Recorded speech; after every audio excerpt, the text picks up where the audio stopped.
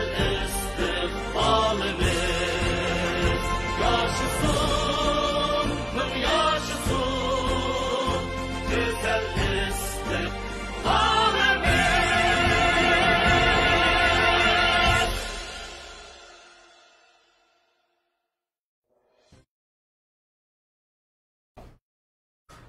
Assalamu alaikum, hürmetli qarindoshlar. Jasorat Mundirga hoş geldinglar. Bugün mening asli program qilish planim yo'qdi. Ammo bir qism qarindoshlar ba'zilar telefon qilgan bo'ldi, ba'zilari xat yozgan bo'ldi. Bugünkidek muhim bir kunda nimishqa ekronni ochmaysiz? Bütün dünya hazır ama şu közü Amerika'da boğatıdı. Hemmisi Amerika'daki prezident sayılma kızgın dikkat kılabatıdı. Cümleden biz Uygurların bunun sırtı da emez. Çünkü bu kadar Amerika'daki bu saylam belki Uygurların takdirige bevasıta tesir yetkizdiğin çoğun iş buluşu mümkün. Şuna sizlerge okşaş ekran içi vatkallar ekranlarını içip biz bilen ten görüp şu saylamını. Hemmimiz ortak fikir katlaştırış arkalık bu saylamıqa bağın göz karşımızını ve bu saylamdaki Uygurlarının takdiriga epkildiğin tesirleri doğrusu da fikirlesek yaxşı boladı. Degen bir fikirle kelişke bugün hiç kandak tayarlıksızla bu ekranla içip kaldım. Bir özüm oturup öyle kösem kördük ama onu kandım şu qarindoshlarım bilen birlik görey, mungdaşqaş görey dep oyladım. Bugün bir erkin bir program boğaşqa, muntizim bir şekildeki program boğaşqa nayet erkin avlat yaparımız bu programını bugün. Bunun da aldı bilen şu Amerika'daki saylamның ahvalını naq meydandan görüp durumuz. Yani Amerika'daki çoğu medyalar mesela Fox News deyimiz, CNN deyimiz ve başkalar bütünlüğü şu haberini berip atıdı. Biz mi aşağı bilen bille haberlerini naq meydandan görüp mağımız ve özümüzdeki oylaganlarımızı ortaklaşımız qarindoshlar bilen bille. Hem de bugün bu haberini, bu programını qalay deb o'tasam yana bir şum haber geldi.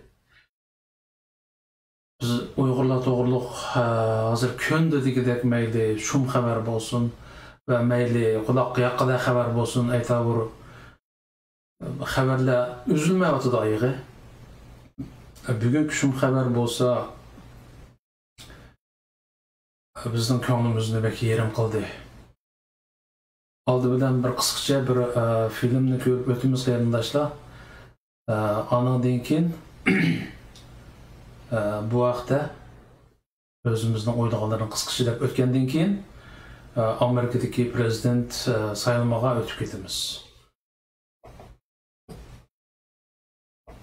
我们确实在那被镇压、压迫，确实有，但是很多人都觉得没有证据，而我是证据。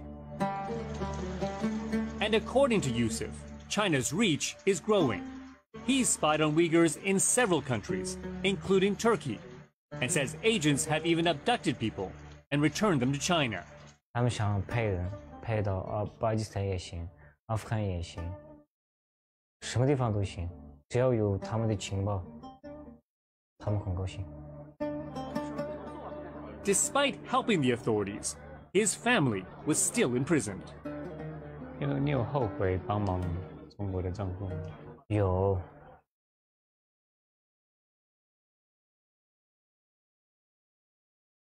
没事，是个男人嘛。他们为我牺牲了，我姐姐、我母亲，还有我姐夫的兄弟们，还有他的妈妈、爸爸，还有我的舅舅，他们全都为我牺牲了，都已经在监狱。He expects retribution for speaking to us, but believes he needs to clear his conscience. 这件事关于不仅是他们几个人，还有关于在我们家乡活的每一个维吾尔族，每一个人，那些人都是我的亲戚，都是我的家人，所以我可以失去我的家人，如果可以让他们自由的话，连我的生命都可以随便，爱怎么样就怎么样，我活够了。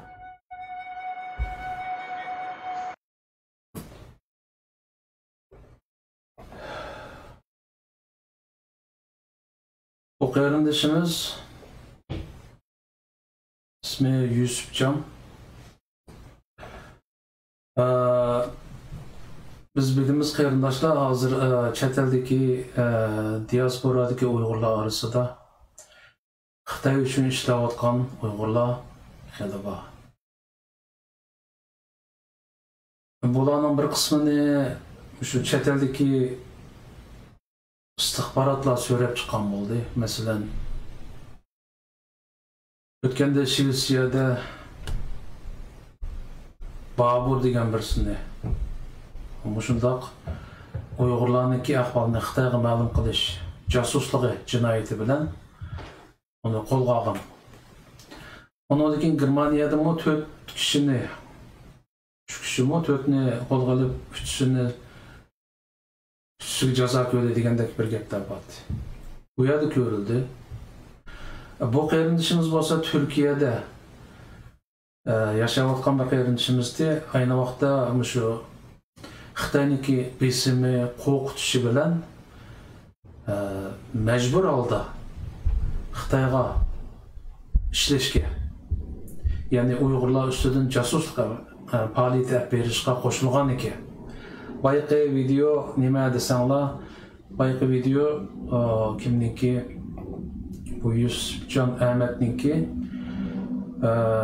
Al Jazeera degan intervyusi, suhbati, uningda o'zining Xitoy hukumati tarafidan qanday qiyin-qistoqqa ilinib, mushtaq yo'lga zo'rlanganligi, ammo o'zining vijdon azobi sababli o'zining jasuslik salohiyatini o'zining xalqiga oshkorlash qaroriga kelganligini aytgan bir vijdon egasi edi. Shundoq u xato qildi. Millati ustidan jasuslik faoliyati bilan shug'ullandi, ammo uning har holda vijdoni bor ekan. Vijdoni sog'lom ekan. Oxiri vijdoni chidamay qilayotgan shu xato ishlarini vijdoni ko'tarolmay xalqimizga ochiq oshkor holda o'zini aniq jakolagan, men xalqimiz ustidan jasuslik qildim, axborot uchun to'pladim, kechirim so'rayman deb ko'zlariga yosh olgan bir yigit edi.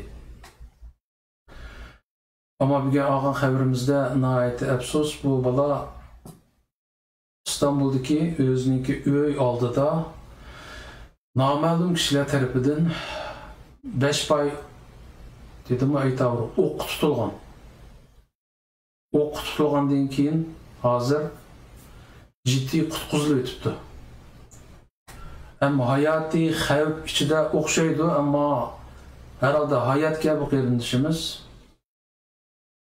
Alloh tenini salomat qilsin. Hammamiz duo qilaylik qarindoshlar.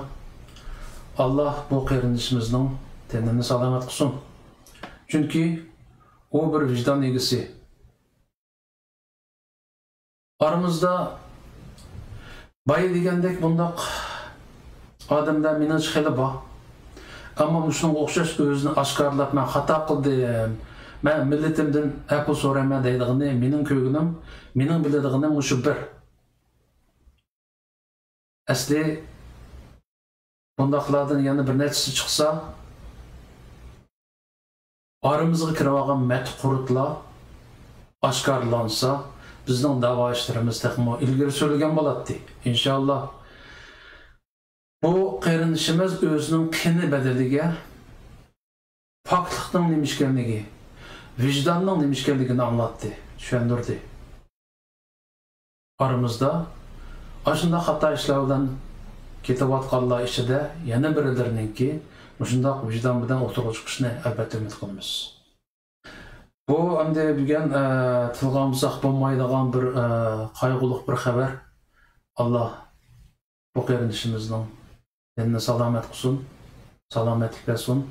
Bu qatimqi qattiq zarbidan sog' salomat qutulishini umid qilamiz. Xo'sh, bu xabardan keyin bugungi asosiy temaga o'tamiz. Hozir shu anda Amerikada ciddi saylam bo'lib o'tadi. Endi biz bu saylam to'g'risida o'tgan programmalardan ozroq to'xtalgandik. Buningda Prezident Trump bilan bu Cumhuriyetçiler Partisining kandidati, prezidentlik kandidati bu Trump bilan Demokratik Partiyaning kandidati Joe Biden degan odam ikkisi hozir prezidentlikka tushdi. Bugun poll ochilmoqchi, ya'ni sanduq tashlangan biletlar ochilmoqchi. Hozir Amerikada nima bo'lyapti? Avval bir qarab o'taylik, andan keyin o'zimizning gapga kelamiz.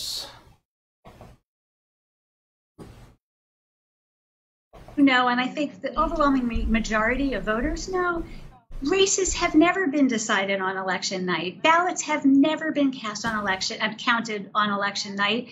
And if we did, we would be disenfranchising the men and women serving our country overseas. Their ballots are not due until a full week after election day.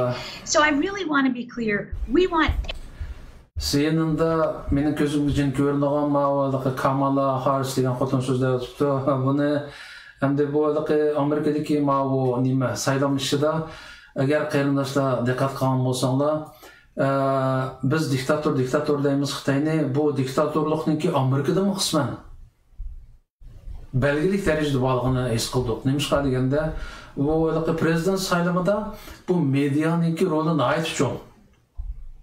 Ama meni hayran qoldirgan yeri bu qatim Amerikadagi cho'ng medialardan hukumat davlat darajalik butun danqi va medialardan masalan CNN, ABC, NBC gazetlardan New York Times deganga o'xshash danliq gazetlar, televizorlar asosan hammasi kelishib olgandeklar shu prezident Trumpga qarshi ahangda gap qilyotdi-da. Ya'ni neçe oldu? Prezident Trump çıqqanın yağıda bular aşındaq ahanda. Çünkü Prezident Trump izchil bularni fake media, yani yolg'on xabarchilar deb nuqta ama yana bir media var. Fox News deydigan. Haqqoniyatni so'zlaydigan bir televiziya bu. Amerika'daki bir dağınık sir, good afternoon to you and thank you for your time. Give us a sense about what's happening in Philadelphia. Everything's actually going very smoothly in Philadelphia. I'm in constant contact with the commissioners there, and 11 out of the 12 mail-in ballot scanning machines are active and working, and I believe maybe even the 12th is. They've been actively counting mail-in ballots since a little after noon Eastern time, and things are reportedly going very smooth, and turnout appears to be robust. Okay, that's a good. That was my next question about turnout. You say robust. Hazırgacha bular muloyiza mezgilidagi, ya'ni har bir shtat Amerikada 50 shtat bor. Har bir shtatdagi shu millat tashlash ahvoli to'g'risida ushur beribdi. Ya'ni nimaga first polls close degani millat tashlaydigan sanduqlarning taqilishiga 3 soatdan ortiq vaqt bor ekanda. Ammo bu oraliqda har xil nimalar bor masalan. Oldin rais sınashlarniki bir natijasi bor. Uni bir ko'rib chiqaylik, bu rais sınashlarniki natijasi qanday bo'layotdi?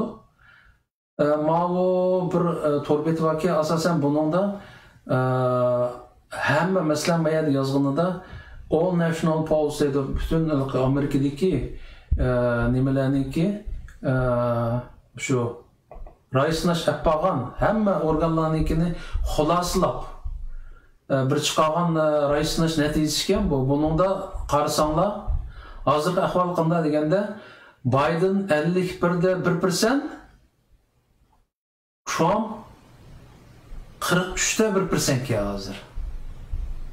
Endi bu 9 organninki nimisini hesaplab chiqargan nimiz ekan bu 9 organ şu raisnash app berip deganda o'xshamaydigan 9 organ. Buning ichida masalan birinchisi Redfield and Wilton degani Biden yengdi debdi 53'te 41. İkincisi Economist and YouGov degani 53, Biden 53, Trump 43 debdi. Yani Biden yengdi debdi. Andakin QAnon degan birisi var ki bu 50% Biden yengdi, hem Trump 39% debdi. Yani Biden yengdi debdi. Ondan başka birisi Research Co degani Biden 50%, Trump 42% debdi. Andakin RNG Research degani Biden 51%, Trump 44% debdi. Yahoo niki nimisi Biden 53%, Trump 43% ekende. Ondan başka Rasmussen Reports degani bu bize yakınlarak ki Biden 48%, Trump 47%. Bu mu? Biden yengdi debdi. Ondan keyin ma to'g'riroq bir raisnash apparati degan birisi IBD TIPP degani bu mu Biden 50%, Trump 45% debdi. Ondan keyin Morning Consult degani Biden 52, Trump 44% debdi. Endi bu ahvollardan qarasak qarindoshlar, Amerikadagi raisnashlarning hammasi degandek bugun akşam Biden yengdi degan holatni ko'ramiz. Ama bizning Uyg'urlar orasida bu to'g'risi Mo'g'ullar bo'lgan biz Uyg'urlar emas, shu Xitoyga o'sh ham haqiqiy demokratiyani yoqlaydiganlar mutlaq ko'p sondagilari bu qatam Trump %100 yengdi degan ko'z qarashlar. Ama nimishqa hozir ko'rsatdim bu Amerikadagi 9 cho'ng raisnash organiniki natijasining hammasi degidek Biden yengdi degan holatda. Buniki bu yerda bir narsani oldin qarindoshlarga tushuntirib o'tishga to'g'ri keldi. Amerikadagi bu saylovning natijasi qanday chiqarildi deganda Amerikadagi saylovning natijasi her bir kandidat erişken ovoz soniga emas, belki Amerikada 50 shtat bor. 50 shtatdagi saylovchilarning ovozi deydigan bir ovoz bor, bilet borda. Saylovchilar ovozi degan ashlarniki soni qarab bekitildi. Bu qanday narsa deganda buni bir ko'rib o'taylik qarindoshlar. Saylovchilar ovozi deganda mundaq bir narsa bor. Ma'u nimada deganimizdek, ko'rsatganimizdek, hozir shu xarita qarasanglar bu Amerikaniki xaritasi 50 shtatning xaritasi. Bu shtatlarga bu saylovchi bileti qanday taqsim qilinadi deganda, ya'ni 50 shtatga tang taqsim qilinmaydi ekanda. Qanday taqsim qilindi deganda, shu shtatlardagi nüfusga qarab aholining az ko'pligiga qarab taqsim qilinadi ekan. Masalan deylik, ma'u angasidagi sol pastiki ma'u CA deganini qarasanglar, Kaliforniya bu. Kaliforniya Amerikadagi eng chong shtatlarning birisi. Buningga berilgan ovoz bileti 55 ga. 55 degan gap agar mushu hozir ko'kkan-ku bu Kaliforniyaning rengi. Ko'k degan gap demokratchilar degan gap. Ya'ni demokratchilar nima qilsa, agar mushu nimani yengsa, Kaliforniyada yengsa, mushu 55 bilet, ovoz tashlag'uchining bileti shunga berildi ekanda.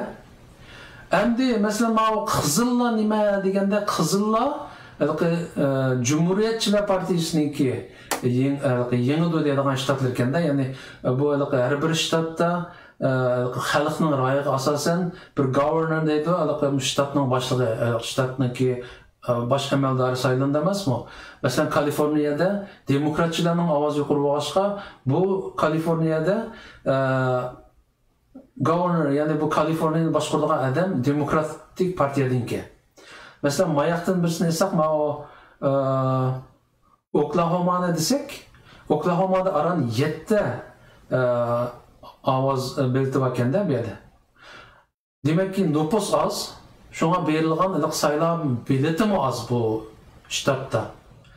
Boshqa Qizillar mesela o'ttirdiki, shu asosan Qizillar hamisi Republican Party, ya'ni shu Cumhuriyetçiler Partiyasini qo'llaydigan shtatlarga, ko'klari bo'lsa bular demokratik partiyani qo'llaydigan shtatlar ekanda. Boshqa rangdekilari yo susroq rangdekilari aniq bo'lmagan. Ya'ni oyoqqimi qiyib ketish ehtimoli bo'lgan shtatlarga. Endi buningda masalan mushu son bo'yicha aytganda, masalan Kaliforniyada 55, Oklahomada aran 7 degandek boshqa Trumpninki qo'llovchilar bo'lgan qizil shtatlarda, ya'ni Cumhuriyetchilarniki shtatlarda sonlarning ozligini ko'ramiz. Masalan 7, 6, 9, 8 degandek. Ammo kasapatlarning demokratchilarniki Kaliforniyada 55, New Yorkda 29 ga. Demakki, ular bu nima ma'no berdi deganda, Amerika'nın saylimi prezident ahire şu bilet, yani toplam 538 bilet var ki, 538 biletten kim aldı bilen 270 biletke erişse o yengen buldu ki.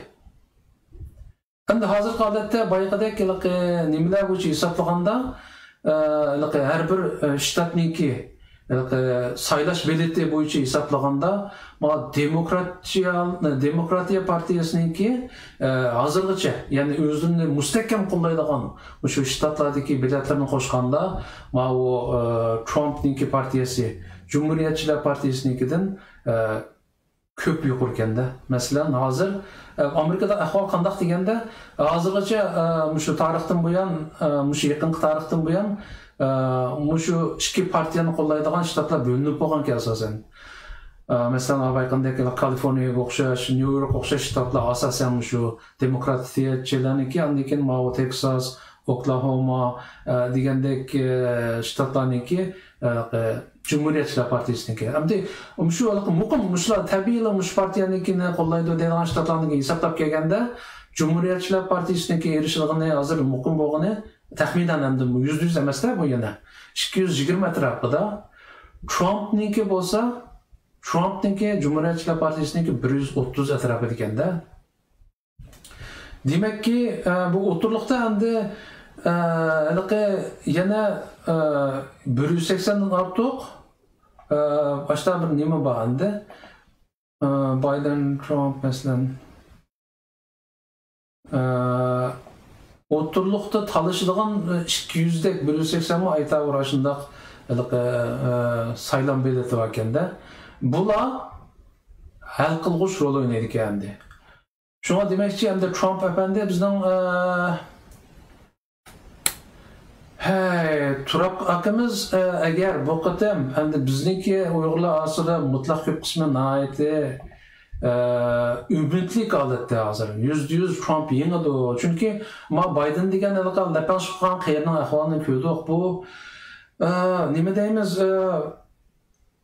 Men hayron qoldim, bu odam Amerika Demokratiya Partiyasiniki bir adam chiqmagandek, bir 80 yoshga kirib qolgan, bir lapan chiqib qolgan, bir qayerdan chiqqanini odamni hayron qoldirdi. Chunki Demokratik partiyadami yosh qiron iqtidorliq nimalar bo'lish kerak? Kandidatlar bo'lish kerak. Ammo nihoyat afsus, bu odam nechiqatim meni hayron qoldirgan yeri, shu bir sahnasi qilib so'zlayotdi. özünün nerede turganlığını bilmeydi ekan da. Mesela narlıqda atrapda biz nerede Oklahoma'da mı yoki Kaliforniyada mı deb so'rganlarını ko'rdik.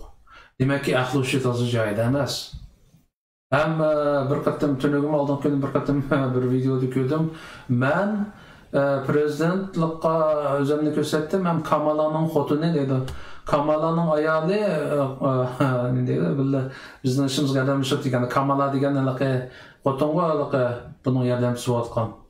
Muavin prezidentlikqa yordamchi bo'lmoqchi ayolniki, ayolniki ayoli deyotdi, og'zidan shunday egizpas gaplar chiqib ketdi yani. Endi Trumpniki nimasiga qarasak, bu odam shu oxirgi Xitoy virusi bilan yuqumlanib doktorxonadan 3 kunda chiqdi-ku, bu hayron qolarlik ahvol. 3 kundan chiqqandan keyin shtat yugurib yurib, ish qilib hayron qolamiz. 74 yoshga kirgan odamniki badan quvvatiniki shu qadar kuchlikligi, shu qadar mag'dur borligida. Endi bu bir kunda hatto 3-4 shtatga borgan kunlari bor. To'xtamay net soatni so'zlab berib qolmadi. Men ko'rib hayron qoldim. Men bo'lgan bo'lsam berib qolatdim balki. Ammo bu odam haqiqatan qo'l qo'yishga tegishli odamki, shu qadar mag'dur borki, hech berib qolmadi. Ham tunugungacha, hatto bugungacha shu nimalar bilan-da, masalan, o'zini qo'llashlari bilan. Bu yerda bir qiziq ahvollarmi bor. Masalan, bu qatam masalan, Amerikaning saylovlarini chiq ko'rdik. Bundaq keskin saylovni ko'rib boqmagan. Qanday deganda, bu qatamki saylovning natijasi dunyoniki siyosiy yo'nalishiga ta'sir yetkazgandek qildi. Nima deganda, bu Biden degani, Kamala degani Xitoyparast chiqib qoldi bola. Qanday desanglar, Biden'ninki her sırları içilip oturdu. Mesela ötkende oğlununki, oğlu bir akçıkıdağın demek ya bu, yarım aspalık ya o. Akçıkıdağın kalış joyda emas, çekipler onun için nurgun sertleşke resimler çıkıp ketdi, dünya takılıp ketdi. Bu şu dadısının namını paydalanıp qo'llanıp Xitoy bilan, Ukraina bilan savdo qilib nurg'unlagan pulga erishgan demek ekan bu. Millionlab pulga erishgan demek ekan. Bu ba'zi rasm, surat va uchurlardan qaraganda buni Xitoy hukumati opirib, isloq hoteliga yotqizib, kichik qizlarni akirib berib yotiqaga nurg'un rasmlarga tortib ekanda. Videolar bor ekan. Bunu oshkorlagan medialar aniq dedi, bu rasm videolar Xitoyda bor. Buni nimishqa qilgan Xitoy deganda, nihoyatda ro'shanki Xitoy maqsadli qilgan. Mushu adam prezident bo'lib qolsa, qo'limizda yana qiltaq ilib oldik buni. Qo'limizda isbot bor. Ya'ni bizning gapimizga kirmasa, mushu isbotlar bilan buni qo'qitib bo'lsinmi, bizning gapimizni anglaydigan akimizda o'rak tushirib olgan ekanda bu odamni. Bunun bilan emas, uniki ma'u yordamchisi bo'lgan Kamala Harris degan qara. Bumi Xitoyparast bir nima ekanda? Buningmi bir nimasi Xitoy deydi aytavur. Endi bu hatta Xitoycha ismi borki, o'ziga He Jinli deb Xitoycha ism qo'yibdi. Shu qadar Xitoyparast ham kommunistparast nima ekanda bu? Ya'ni hozir Amerikada nurg'un yerda sho'r to'lmoqdi. Biz demokratiyani saqlab qolamiz, Amerikada kommunizm amalga oshmaydi, bu sotsialistik tuzum kerak emas bizga. Shunga Trumpni qo'llanglar, davatqanlar. Mush maqsadda davatidi. Demakki, agar bu Biden degan qeyri saylanib qolsa, ham Xijinli degani o qizil pochoq. Bu saylanib qolsa, Biden deganda hamda abay raisnashlarni ko'rdik-ku qarindoshlar. Bakmo qo'rqinchli, hammasi degidek Biden yanada davatidi. Inshaalloh unda bo'lmas. Chunki o'tgan qatim saylandimi, Hillary Clinton bilan Trump tushganda bu Trumpkam mushunda hozir qanday ekan, hammasi degidek, kim? Hillary Clinton %100 yengdi degan holatda yengib chiqqan. Hamma odamni hayron qoldirgan. Bu kadın o, bay biz tilga petqandaki medialar bütünley Trump'ın karşısında bu adamga karşı, raisini aydıganlar mı şundaq ideyadekiler boğaşqa, Trump'ga nemishqa o kadar öşüp ketdi, men tazı düşünmeyman. Hazır bu umumiy media, bir cemaat fikri bizning Trump haqqimizga taza foydali emas. Ama bu adamdaki mağdur, bu adamdaki cesaret, bu adamdaki akıl parasatni ko'rganda, ayliq Biden degan lapanch qilgan qiyriga selishtirsa mumkin emas, selishtirib bo'lmaydi. Ya'ni ikkisizdagi farq o kadar cho'ngki mumkin emas. Ya'ni bu Trump'dan oldida Biden eshitmamas. Mening nazarimda da. Ama şu holatda endi bir mo'jiza yuz berish kerak yani Amerikada. Bütün medya, bütün bu raisnaşlar Biden yengidi deb nihoyatda ishonchlik so'zlayotgan holatda Trump akamiz yana bir qatim bir mo'jiza yaratmasa, bu qatim yengib chiqishimi o kadar qulay bo'lmaydigandek qiladi. Endi bu vaqtda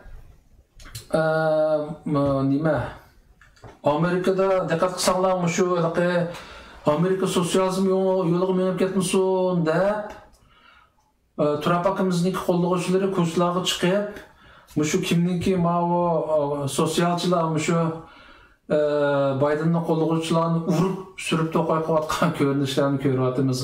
Burunqi nimalarda bunday ahvollar bo'lib boqmagan. Amerika saylovida bunday ahvollar bo'lib boqmagan. Bu vaqtki videodan azroq ko'rib boqili, deb yozamiz. Trump and man nimadan bu videoni bir izlay. Deganimdek hozir bilgan erkin bir naqmaydan bo'g'ashqa hamma narsa oldin tayyorlamagan. Trump and Biden supporters clash. Desek bir videolar çıkış gerek. Bu nimani? Mushu hozir men degan ahvollarni bir ko'p baqayli.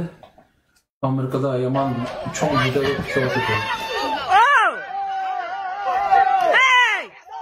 You stay away from him! I will hurt you! You better watch out! Back up, bitch! You want to get away? Back up, Al. Back up. Let him go! You retard! Come stand in my face, you redneck bastard! You were talking about my boy! You ain't calling my boy a retard! I will slap the goddamn taste out of you! No violence! Joe Biden's no president! No violence, no violence, no violence, no violence. I feel that way!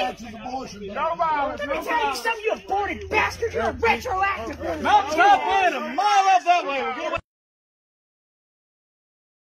You are such a moron. In the tightly contested state of Florida, emotions are running high. Vote for Trump like true Americans. Want socialism, move to Cuba. Trump and Biden went head to head here. So too did their supporters.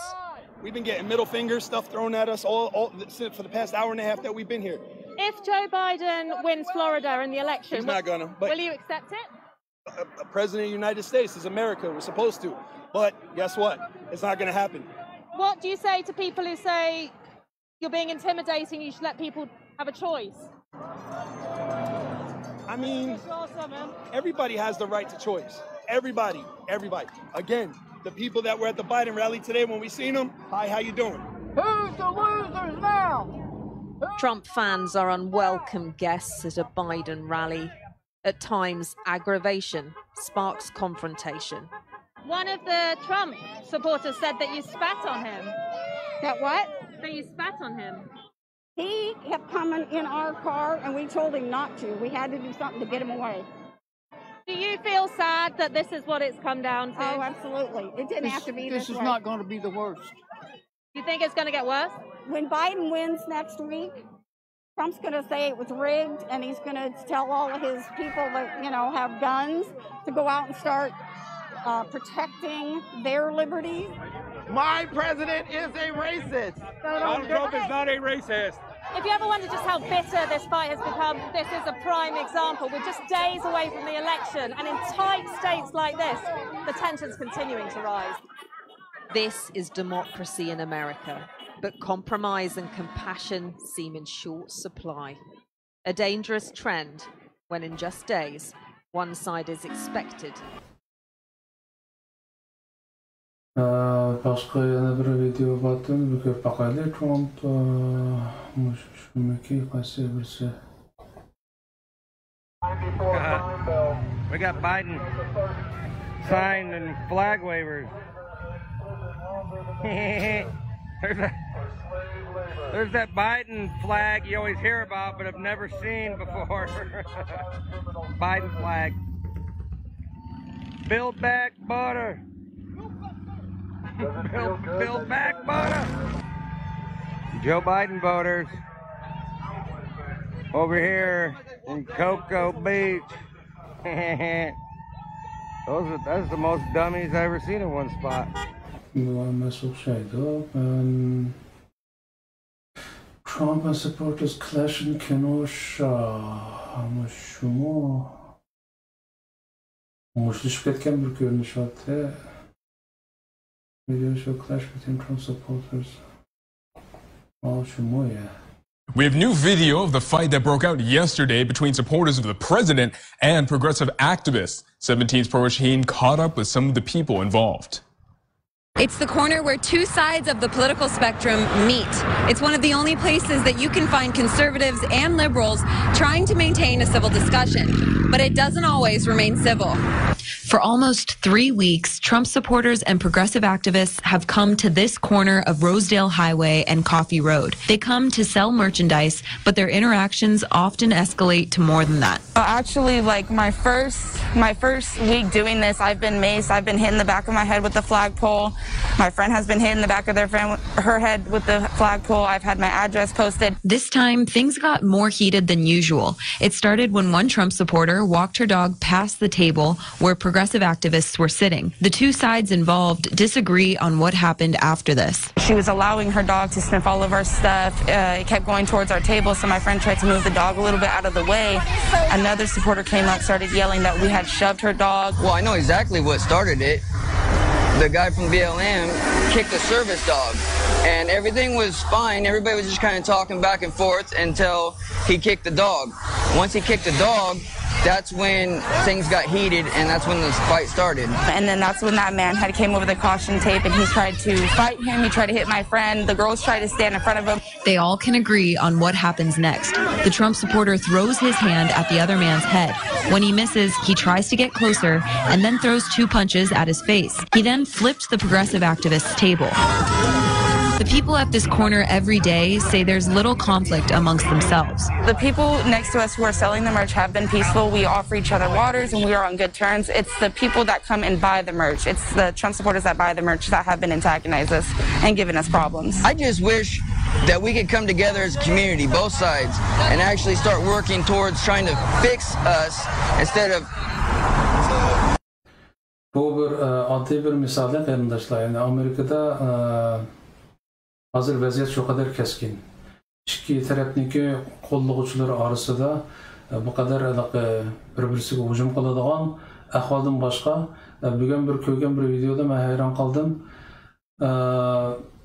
Ba'zilar avtomatik qurol, ya'ni pulemyot deymiz-ku biz. Shunda qurollarni qo'liga elib o'sib yanadi. Maysiga esib olibdi. Ko'chalarga chiqib ketibdi. New Yorkdagi xabarlardan qaraganda, New Yorkda nima? Nurg'un avvat ko'chalardagi do'konlar hammasi degidek eshik derazalarni mixlab bugun, ya'ni Amerikada 3-noyabr kunisi nima bo'lishi mumkin? Cho'ng bir to'polon bo'lishi mumkin. Urib chiqish bo'lishi mumkin. Mayli qaysi taraf yengishidan qat'iy nazar mushta ahvol bo'lishi mumkin deb qo'ydi. Xabar qo'ydi-da. Demakki, mayli Trump yansin yoki Biden yansin, Amerikada bir qattiq ansizlik bo'lganda qiladi. Bir jidal bo'lganda qildi-da. Bununla aldı bilen biz şu nime programını körüyotamda kömeyotam bilmeymen bir kısım kıyırındaşlarımız Amerika'daki kıyırındaşlarımız var, Avrupa'daki bir kısım kıyırındaşlarımızniki özlerindeki oylu kaldırı şu Trump yenemdi ya ki Biden bu nime üçün degan haqda oylu kaldırını bir akor anlap baksak kısıkça anadaki başka CNN bilen CNN emas Fox News o başkalarındaki hazır Amerika'da boğatkan ahvallarını nehmeyden köz düşü var. Onu görüp özümüzden mulayisini devam kılımız.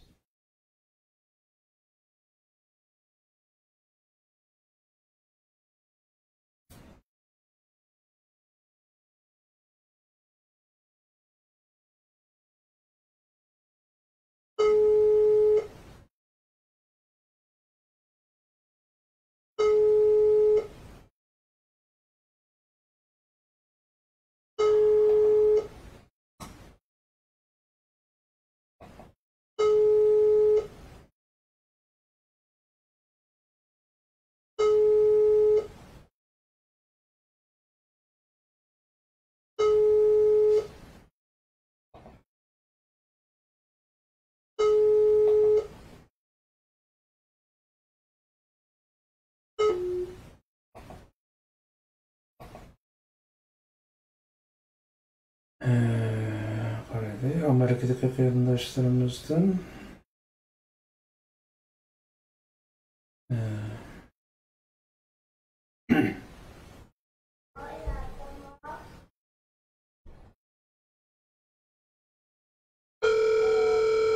Ya selamünaleyküm. Aleykümselam. Ümmet qanday olam? Yaxshi, Arina, bizlarcha qanday salomatlik yaxshi? Yaxshi, Allohga shukr. Men şu sizlarning davlatdagi bu nima to'g'riliq saylam to'g'riliq naq maydon qilayotgan. Ozroq vaqting bormi? 2 minut. Ha, bo'ldi. Bu bütün dünya hozir şu Amerika qarab o'tirdi. Sen New Yorkda şu nimalarniki demokratchilarning bazısı bu New York degan. Sizlar tarafda vaziyat qandayroq? Hozir bugun qarab chiqdik, qarasak bu raisnaşlarning mutlaq ko'p qismi şu Biden yengidi deb chiqiribdi, ammo Uyg'urlarning mutlaq ko'p qismi yana bizning Torapkimiz yengidi degan arzu umidda. Sen qanday qaraysan? Bu nimaga qanday bo'ldi ahvol hozir Amerikada? Ben vaqtida to'g'ri qildim. Men hozir shu nimiz o'yimizni berib hozir kalga tashladim. Ha. Bizni Trump'da yo'q. Aha. Endi hozir bizniki bu marketda o'yimizda qo'limiz yalnız Amerika granzdani bo'lish, burchimizni ado qilish emas, bu Xitoy bilan munosabat bilan bu da şu Trump'niki yeniş belki Biden'ın yeniş meselesi özel şarkı 90'lar meselesinin layık bir vasıta asıl kuşlandı. Onda çünkü kanıtların yapımızın uygulamayan çıkarırsa o mikrofonun arasında eğer Biden tutsa belki Trump tutsa ilişkisi alınıp Trump değilse Cumhuriyet burada Amerika'nın Xitay'ın gerektirisindeki zincirlerin köşede yazılmışını anlamı ve Amerika'nınki bunu Xitay'ın karatkan siyasetindeki dayanmışını anlamındaki bir söz karşı lazım Amerika'da. Eğer Biden tutarsa Cumhuriyet diğerine bakın globalleşen süper güçlerinin Cumhuriyet diğerde Xitay'ın cezalaş niyetinin yokluğuna söz karşılığı bağlı böyle. Şuna ben de önümüzde Trump'da da biz ayrıca bugün de Amerika biraz daha dostumuz olmaz. Bu şu Kırgızistan meselesi diyor. Amerika'dan Xitay'ın cezalaş yokluğuna kararlı geldiler. Trump'ta tutup çıkışı yani bizim için galiba hesaplanılan hep kaldı yazı. Yani o zaman bilse Trump'ın başkuruşundaki hükümet taşışı üzerinde onlarda yapacağında Trump dünyasında bütün kılıçlı çoğunun çıktıklarının başına ağzını anlayan başına ama unutmasanız gerek bir mesele var ve Trump'ın kaç kişi Ministri Pompeo Amerika tarixida dunyo tarixi bo'lsak hech qaysi bir siyosatchining yoki davlat xodimininki bu Pompeo qo'lasiga tashqi ishlar ministri Pompeo deb bu Uyg'ur masalasida Sharq Turkiston masalasida bundoq desteklaydi, qo'llash o'tmoqliganda. Shuning uchun inshaalloh deydi endi Trump chiqaramiz, ayni vaqtda ko'chirma hokimiyatini o'zi saqlab, ularning ustida juda oxirgi mezgilda Trump tutib chiqdi. Undan yana Trump tutdi degan ko'zqarashda endi bu saylovlarning bilmaydi arzuyimiz shu Trump tutsa degan. Endi bu Nyu-Yorkni so'rab qoldi, endi Nyu-Yorkniki ben turayotgan rayonlar asas jihatdan bu demokratchilarning qo'lidagi rayonlar. Lekin ichki yilning oldida ko'rilgan bir qo'llash bor, ya'ni Trumpga masalan ko'chalarda shu ma'lumotlarda azalini o'yinga qo'shganda Trumpniki taqsim sifatida ma'lumotlarda ya'ni Trumpga qo'llash Trumpniki ismi bilan vaqtlarni so'ragan mashinalar va shu Trumpniki ismi so'ragan köpek bo'ladi. Shunga Trump iqtisodiy umiddan bizni o'yimizda shu Trumpni keldi qarash. Endi hozir bir gap bor, men xabarlardan qarasam bu qatimqi saylov pek keskin bo'ldi, ham bütün Amerika'nın emas, dünyanın kelgusini siyasi yo'nalishini belgilayotgandek bir zo'r ma'no beryapti. Shunga bu qatim mayli Trump hakimiz yansin yoki Biden yansin, Amerikada bir cho'qim bir to'polon bo'ladigandek bir puroq kavatida işte xabarlarni anglayapmizda. Sizlar mushtaq bir puroqlarni his qildinglarmi? Men shaxsan bir to'polon bo'lgan bir qalayqancha chiqadigan ishlarni chunki bu Amerikada sistemga o'zlari bilsadi shu yillik demokratik sistem pishqanda bo'ladi. Bunda qalayqanchiliklar ayni vaqtda birini bo'tgan mesela biz Amerika'da yaşayanlarla Amerika'nın şundak çoğu topluluklar buldu, geldi. Lekin endi bu bayisiler bildirerek dünyanın siyaseti ve birleştirme arasında Amerika'nın prezidentlik kimlik prezident buluşu mümkün bo'lganda Amerika'da Trump'daki kılan neticeleri yetiştirmeleri var. Yani bu yandan bir aslında burada toplam buluşuna bir kanundaydı yani bu. Bir yandan bir toplam buluşuna hiçbir koymaydı da parayla çünkü bu prezidentlerin anladığında üstünde kanun vardı burada. Kanun insanların üstünde devlet vardı, hukukun üstü. Şu anda tazimen olduğu anda lekin xatarlikleri de yani şu Trump yığılıp dökülüp kalsa bu yerde bayılan bir yönde bir göz karaş var. Demek bu yerde xalqaro siyasetni kontrol qilib süper güçlerinki iqtisodiy güçlerinki şu demek Xitoyni jazolash niyati yo'q. Lazım chiqib qoldi degan ko'z qarash bor.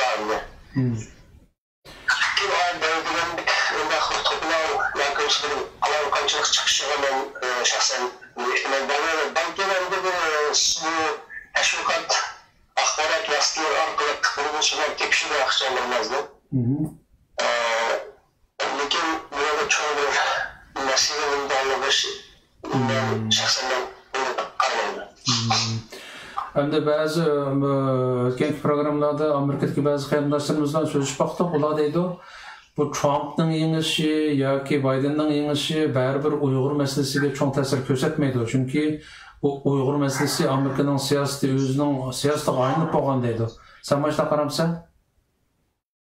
Men unda qaramayman. Endi bu yerda unda qaramasligimga sabab çünkü mantık bilen narsalar var. Bu insanlar çoğu çıkımdan kılan çıktı partiler var. Yani aslında şu çıkı partiler sistemde kaçılık kıvıra kaçılık hata uyandı Amerika'mızdaki nemisi çıkı parti var. Böyle çıkı çoğu yakın ve bölümlük geçiş var. Bu demokratçılarınki bu Amerika'da yaşayacağını bildiğim dersimiz buranın asıl mantık özü dünyada bu Xitay'daki sosyalist sistemini maskeden tarafları bakıyor. Yani birbirisi nasıl şıklıkların bir tarafları var. Yani yönüdürse demokratçılarınki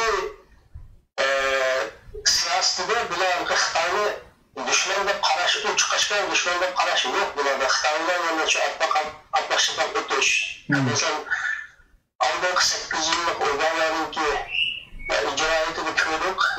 Mevakit Kança'da Obama prezident olan 8 yıl ceryanında Xitay'ı en güçlendirmekle vakıtlarında. Xitay'la yürütmek gerek.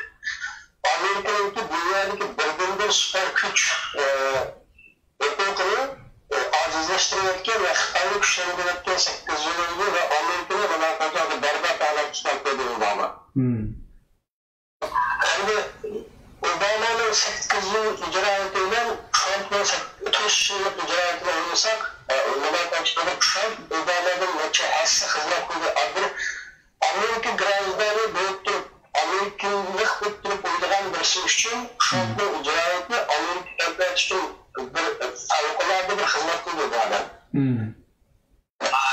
Yani demokratçıların ki eğer Biden çıkıp tutarsa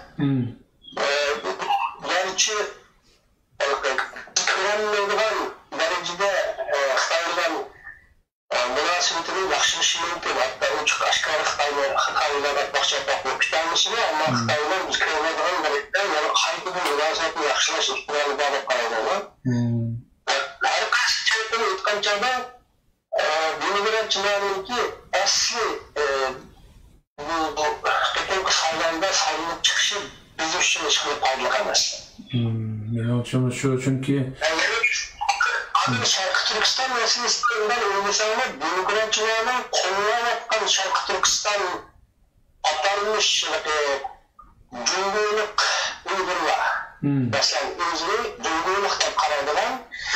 Atanmış şimdi isimli ağzını iliştim. Memiş kılardan bu şerefsizlerine kollarlarına yani şu demokratçılar. Bunun için diye yapıda buna Xitay'la başlamak ötüş. Çünkü aşış şu kollarına yapkan uygurlarının bunun için demokratçılar şu an kollardı.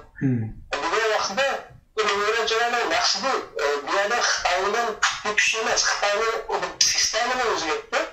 Şurada bir alt-konu bir demokratik sistemde ölçse, uygurlarda az dolu bir erkinlik yapasa, uygurlar şunu razılık ölçse.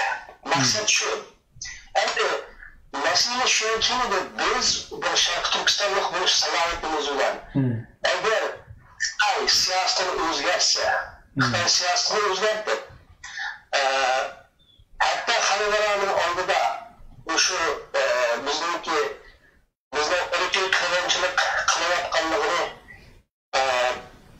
Büyüvesi itirak kılışını bu lagırlarını takap, uygurlarını kısmen lağa rastladığım konuklardan kılıp uygurlarının ki hukuklarını az tonu işkine uygurlar bozun, işkine uygurlar bozunun aldığını bilmek ve erken pazarda konturup kontursa demek yani biz Şarkı Türkistan'la ıslat tutamdık, Xitay'ı keçirendik. Bir yerde bir kısas meselesi var. Bizden hazır kan kısas meselesi var eğlendi. Çünkü bir kırıncılık yapıyorlar. Bir yer kenarında bu Xitay'la öyle ki bizimki Avusturya insan haklarına görüşülen bizimki Uygur meselesi, Şarkı Türkistan meselesi anladığım bir mesele olmaz. Bu kan kısas meselesi var anlamda mesele. Doğru. Şimdi seningcha ertagacha bu saylovning bir natijasini ko'ra olamizmi? Ertagacha asosiy men 4 yil oldingi saylov natijalarini esimda olsam shu ertagacha qisman oldin taxminlar o'tirib chiqib deb qarayman. Ama bunaqa kimsa osti bo'lishi mumkinmi degan ko'zqarashlar bor. Chunki o'zini bilsam Xitoy virus tufaylidan vaqtida islohotlar qilinmasligi mumkin deganda taxminlar endi inshaalloh bir qisqarlikda javob chiqadi.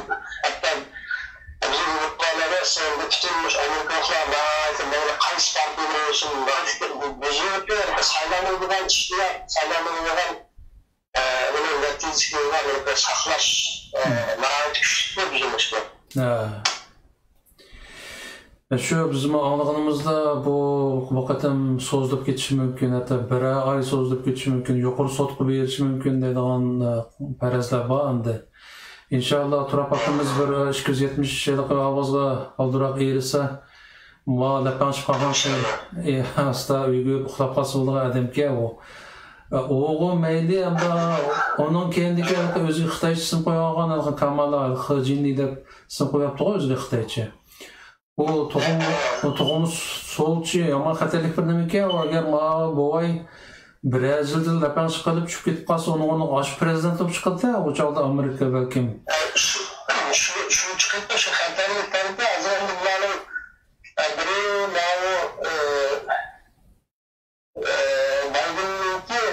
tutuksuz adam işbirliği, Amerika halkını şu Cumhuriyetçilerin anıştırı, hatta Cumhuriyetçilerin anıştırı bununla layık hürmet eski ben yürük şeyler anlıklarımızın kızılcıların kırkıncısı Cumhuriyetçi. Lakin bunların bayraklarına şu yürüyüş için Biden çıkıp en aciz bir, en anlaşılan bir kandidatını çıkarıyor. Orada bilen Cumhuriyetçilerin arasını da aldı. Böyle bir yürüyüşteki Cumhuriyetçi Cihiyede bunlar aciz ve aslı hata kullanımı bu kandidatı falan. Obama'nınki taklit kapisi. Yani burasını bu 8'i Obama'nın çıkıp taslanan bu çıksın devletle beraber yani bu çıksın demişler haklı dedi. Şu Xudayım sağolsun ben Biden o ama qeyirpağa adamki ama kendiki yardımcısı ve xatarlik bir mada qılıdı o sosyalçı olçu. Onun üstüge Xitayçı sınıf koyuğan Xitay qarşı bir nimeleri yıkılları Xitayki oniki. Şuna o bunu çıkıp kalsa Xudayım sağolsun Obama qardım başarı üçün mümkün de. İnşallah ayetlik için Turap akımız bir 270 yıllık elektrol vodka erişse yan dediğin bir hoş kalanı ağlamız inşallah.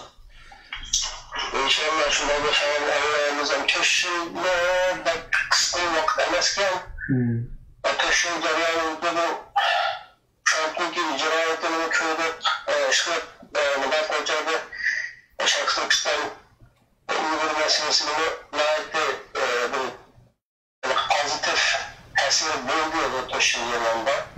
İnşallah bana bu köşüne oluşu çıkardı. İnşallah. Moldova'da rahmetimize yana görüşemiz. Sen şu aman bağın hoş Allah'ım bana.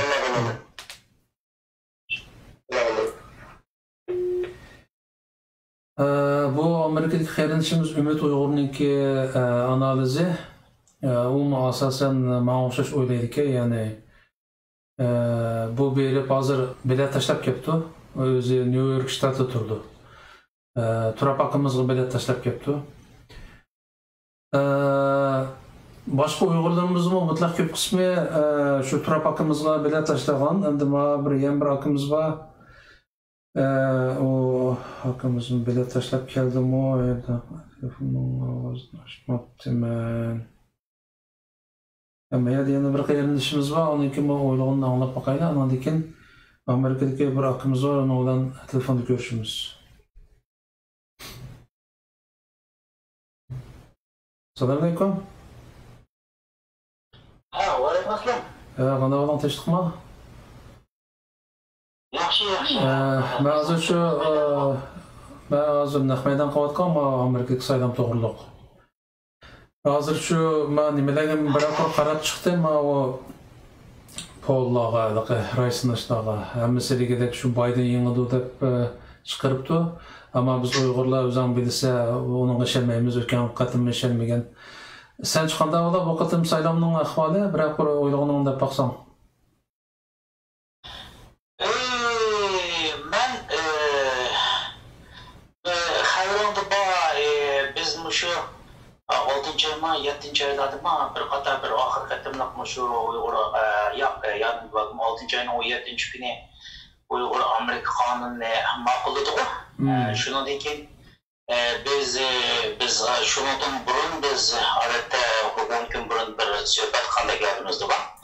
Shu saylan jarayonida biz azroq beshib, shu o'zimizning ambisni bu qatlamda saylanda Trump qalib qilandi, Biden mu degan haqida biz nima qildik? Suhbat shu vaqtda azroq bir mulohaza qilishgan deb yodimda bor. Shu vaqtda men endi o'zimning ko'z qarashini ben özellikle gösterdim şu vaktin takip partinden hazır kadar kızık kıvatına bu xulasiga tartib saylandı inşallah Trump'a qadimdagi g'alib qildig'ini aytib aniq.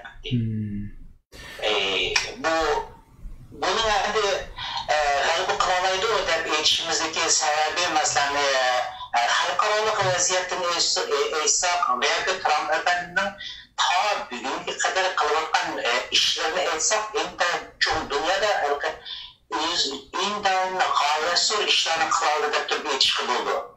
Masalan, Trump efendim shu 2018-yildan tortib Xitoydan bo'lgan iqtisodiy urushda Amerikaning iqtisodini shunday sho'rab kelgan Xitoyning ajalli qattiq zarba berdi. Masalan, Xitoyning iqtisodi 30 yil ichida 10% yuqori taraqqi qilgan bo'lsa, 30 yildan 40 yil ichida Trump efendimki bu oshqon iqtisodiy jilning natijasida Xitoyning iqtisodi bir yil 4% tushib qoldi. Tamamen aksicha ilgari Amerikaning iqtisodi 3% 4% taraqqiyotga erishgan bo'lsa, bir yil dal aksicha Amerikaning iqtisodi 33% taraqqiy qildi. Endi bu yerda menimcha bu vaqtida u son masalasi kelgan vaqtida masalan bilet tashlash sharti masalasiga o'tman har turli ishlarda deb o'ylayman. Buni konkret qatnashda deb aytmayman. Endi Amerikadagi odamlarning hammasiniki madaniyat saviyasi yuqori oqqardan hammani bilet tartib etish bo'lmaydi. Masalan, hozir qadar biz bilgandek konkret siyosiy masalalarni shu yerda insonlar bilalishi mumkin va yoki insonlar bilmasligi mumkin. Masalan, ikkinchidan Trump efendimniki Amerikada Yahudi lobbisining kuchi intayin kuchli. Masalan, ularga qilgan ajallik bir g'ayasur ishi bor.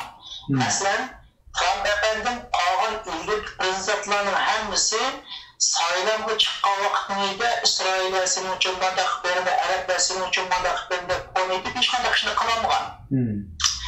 Masalan, Trump efendim taxtga chiqqandan keyin Amerikaniki elchixonasini Qudusga o'tkazdi ber. Ikkinchidan, tam mushkanga qadar bu Arab davlatlarining ichida mening bilishimcha Misrdan boshqasi Isroilning mavjudligini to'lmagan. O'sha yaqin vaqtning o'zida bu rekord yaratdi. Masalan, Sudan İsrailning masalan mavjudligini davlat huquqini e'tirof qildi. Arab birlashma xalifaligi o'tirish yaratdi. Eng kuchli iqtisodiy asosi bo'lgan Arab birlashma xalifaligi qabul qildi. Endi Kuwait qabul qildi, Bahrayn qabul qildi. Endi masalan Saudiya Arabiston o'tirib saqlab turadi. Menimcha bu vaqtda bu boshmish. Demak, bu yerda gap nima desa, shu Trump efendim taxtga chiqqandan keyin İsrailliklarla Araplar o'tirsda mangu tinchlik hosil bo'lmaydi degan ko'zqarash xotin berdi, to'liq xotin berdi. Demak, Arablar Yahudlar o'tirib tinch o'tolmaydi degan natijada aytolmaymiz endi.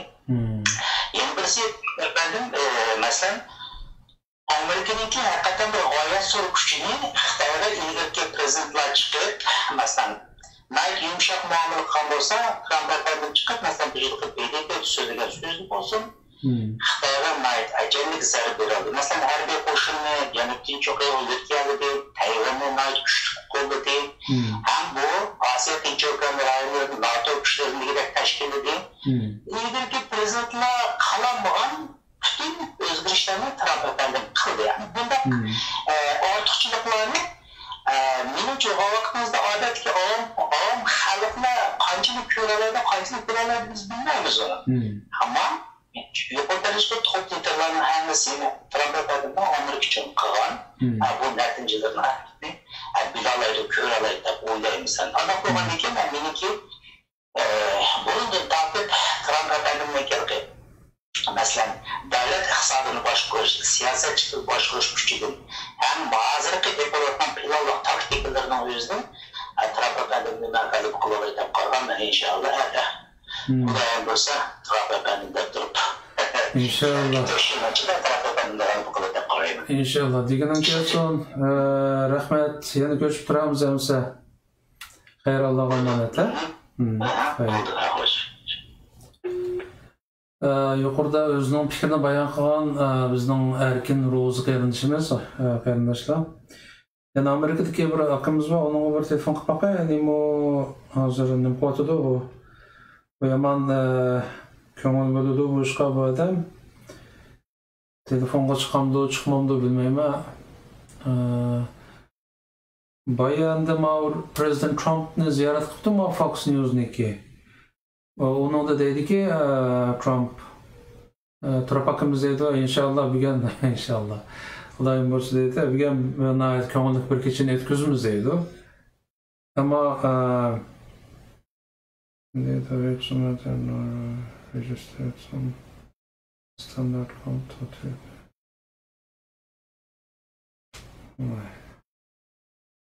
ama kis birimde gidilmeydi dedi.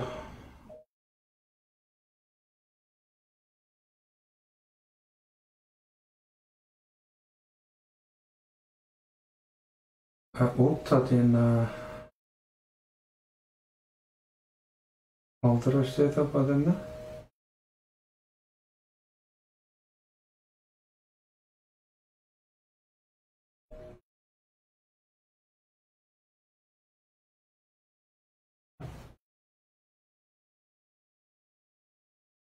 Selamünaleyküm.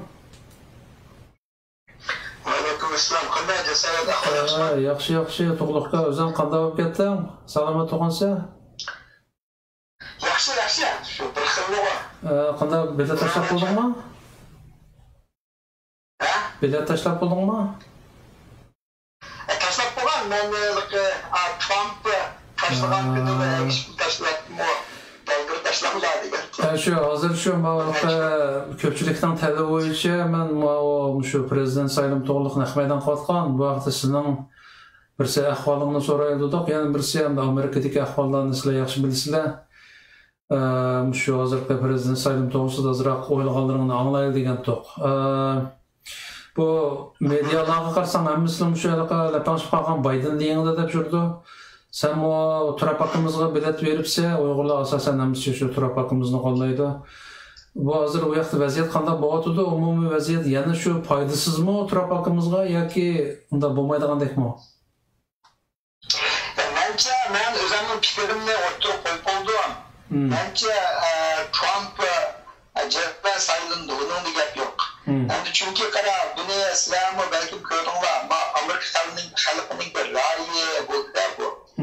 Şu bulutma bir neçə gündən beri əmələn kırılıq.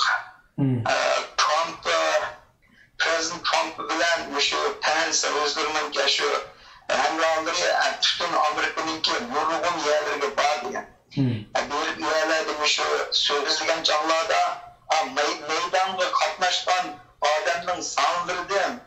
Şularının ayacanlığıdır. Lekin şu bulağını oldu hem bu Amerika degan bir demokratik davlat. Demokratik davlatda albatta xalqning ra'yi bo'yicha saylanib birisi. Endi Trump shu Cumhuriyet Partiyaning kampanyalar Demokratik Partiyaning kampaniyasini selishtirgan bo'lsa, endi hammamiz dunyoda balki ko'rdik.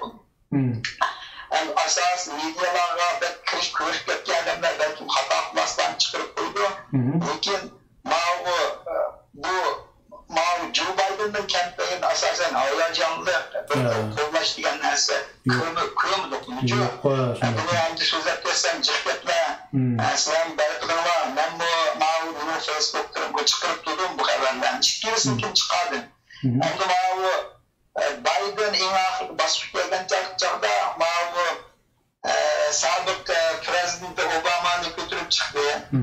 Bu çıkman çağda hatta şu ikisi bir yer sözleyen zaman adamların katlaşkan ahvalı nağaydı az. Prezident Trump'a adam ünnetçiden katmışık dedi ya. Ünnetçi mi bokamaz. Özünün hizmetçilerin ünnetçileri bulduğu işkı nağaydı az adamlar. Ben üzerine alsam ben hatta şu Obama'nınki Facebook page'sini kırıp durdum. Biden'ınkini kırıp durdum. Harris'ınkini koydum. Hem de aşağı daha inkaslardım da bilgin oldu hem de. Mesela cesaret sen bu Facebook'larda sen bu teşvikat cihetleri xeyli bilsen. Hem de işlerini, rayını kandaksınaydı degende şunu hem de barmaklarını çıkargan ulan bugün bildiğinde de komentlerden bilgin oldu halkın rayını çıkar. Ben bunu degende baş Obama özününki kırıp karıdım. Biden'ınki kırıp karıdım. Harris'ninki kırıp karıdım. Aşağıda bu söz diyen çağda ulan ait kısık söz diyen boşuma. Lakin bu komentlerninki 70-80% asasen şularla karşılık fikirdi ki hem de Trump'ın kolaylarına çıktı. Hem de hazır Trump söz diyende, Pence söz diyende ulanınki hemen bir yerde özlem yasap çıkan demez lazım. Ben bunlar kırıp baksana var diyor. Hem de Trump'ın içinde andısanda bir neticesi çıkıp bu karşılık fikirde belgenle koyupsa asasen 99% mülçerlerine 99% Trump'ın kollaylarına anlattı. Şu anda bu hem de benimki neden boyunca bu bir halkın rayını bildirdi. Hem halkın rayını da karşı eğer bir nime çıkıp kaldıran olsa Allah'ın bir halk mı bunu da çılap otturamaydı. Bu bir. Hem ben hem de bana da ötkendim azak sözler koydum ondan ki mesela özenli kırıp şöyle bir kırıp çıktım ki hem de sayılaşının ki ahvalları kandak ben kurumdum şu sayılanlarına ait kızgına bu mesela şu tüyüzüldüm burun ben özen demokratikçinin kaptık olmak istedim ki şu vaklarda şu Obama'nıma sayılgan, Clinton'ı sayılgan yani Demokratik Parti'nin ki bazı göz karıştırdı yani kendi ağabeyler kartta, nimeler kartta yaktır ettim ki yani bir o zulümde kalan milletlerden kılandı ki ben uzun yıl Demokratik Parti'ye bulan. Lakin o uzun yıl saklığının neticesinin bulduğu diyende bu bağlansılı bu Demokratik Parti'ye şu Demokratiyanın ki bir terörse karab sosyalizm hatta komünizm ideaları kent parkı olarak olup gitti. Şunu da bizim Trump-kamdan yok. Trump-kam çıkan deyken ben bunu kol vuran. Kol kaptık olan. Şu vakti de hatta belki hayırlığa var.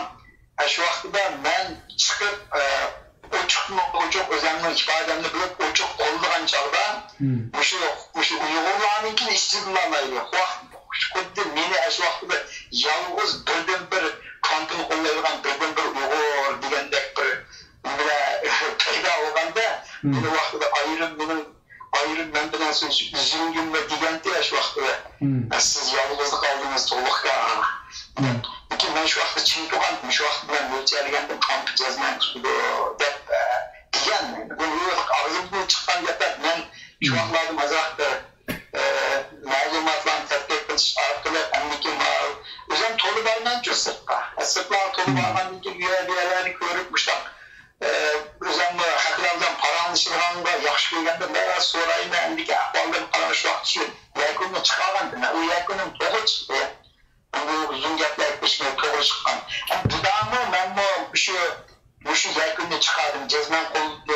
Ben ötkende 99% sayın da diyen kulasını çıkartan. O ağzımdan da koyan geplemez. Hazırki Trump'ın ki popularity'den yok. Hem popularity'si endiki bunu kollaydı Allah'ın endiki Uygur halkının ki yukur percent hazır bakır. Trump'ını kollaydı. Ama az bir kısım yani o da hazır kollaydıganlar, Joe Biden'ı kollaydıganlar o çıkışta çıkmak mıydı o ben görmedim. Ya Bakiye sen kömür mu? Ya ben kömür işte benimki kömür ya sen bunu çıkarıp dikense ötkende kim uygulanışıdın mı Biden'ı kollaydıganlar mı BAMO dep çıkarıp dikense sizlerinin Amerika'da bir evgava how is you deydigan bir evgava ukamsa kim o? Ya ben tazıtmayın ki. Hazır bu paramlarımız uçumu ya ayrı param mı var? Ya ekranda hazır. Nak meydanda. Ekran Ondan sonra ağırcaklığı ben doğumlaştırırdı ya. Ne geldim.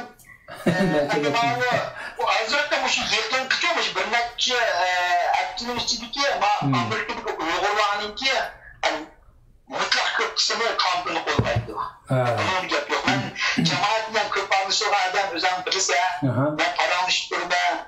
Gerçi bazıları bunda çok kullanmayız da çıkmadan bilen bu şu annemin bilgim oldu. Hatta Türkança'dan ben de sinirim desem de buldu. Öz vaxtıda şu Trump'ı degen şunda karşı çıkıran Uygurlardı. Bulan hazır o çıkını çok özgün gösterip Trump'ını kollaydıganlığın ifadeler oturdu. Bunu bir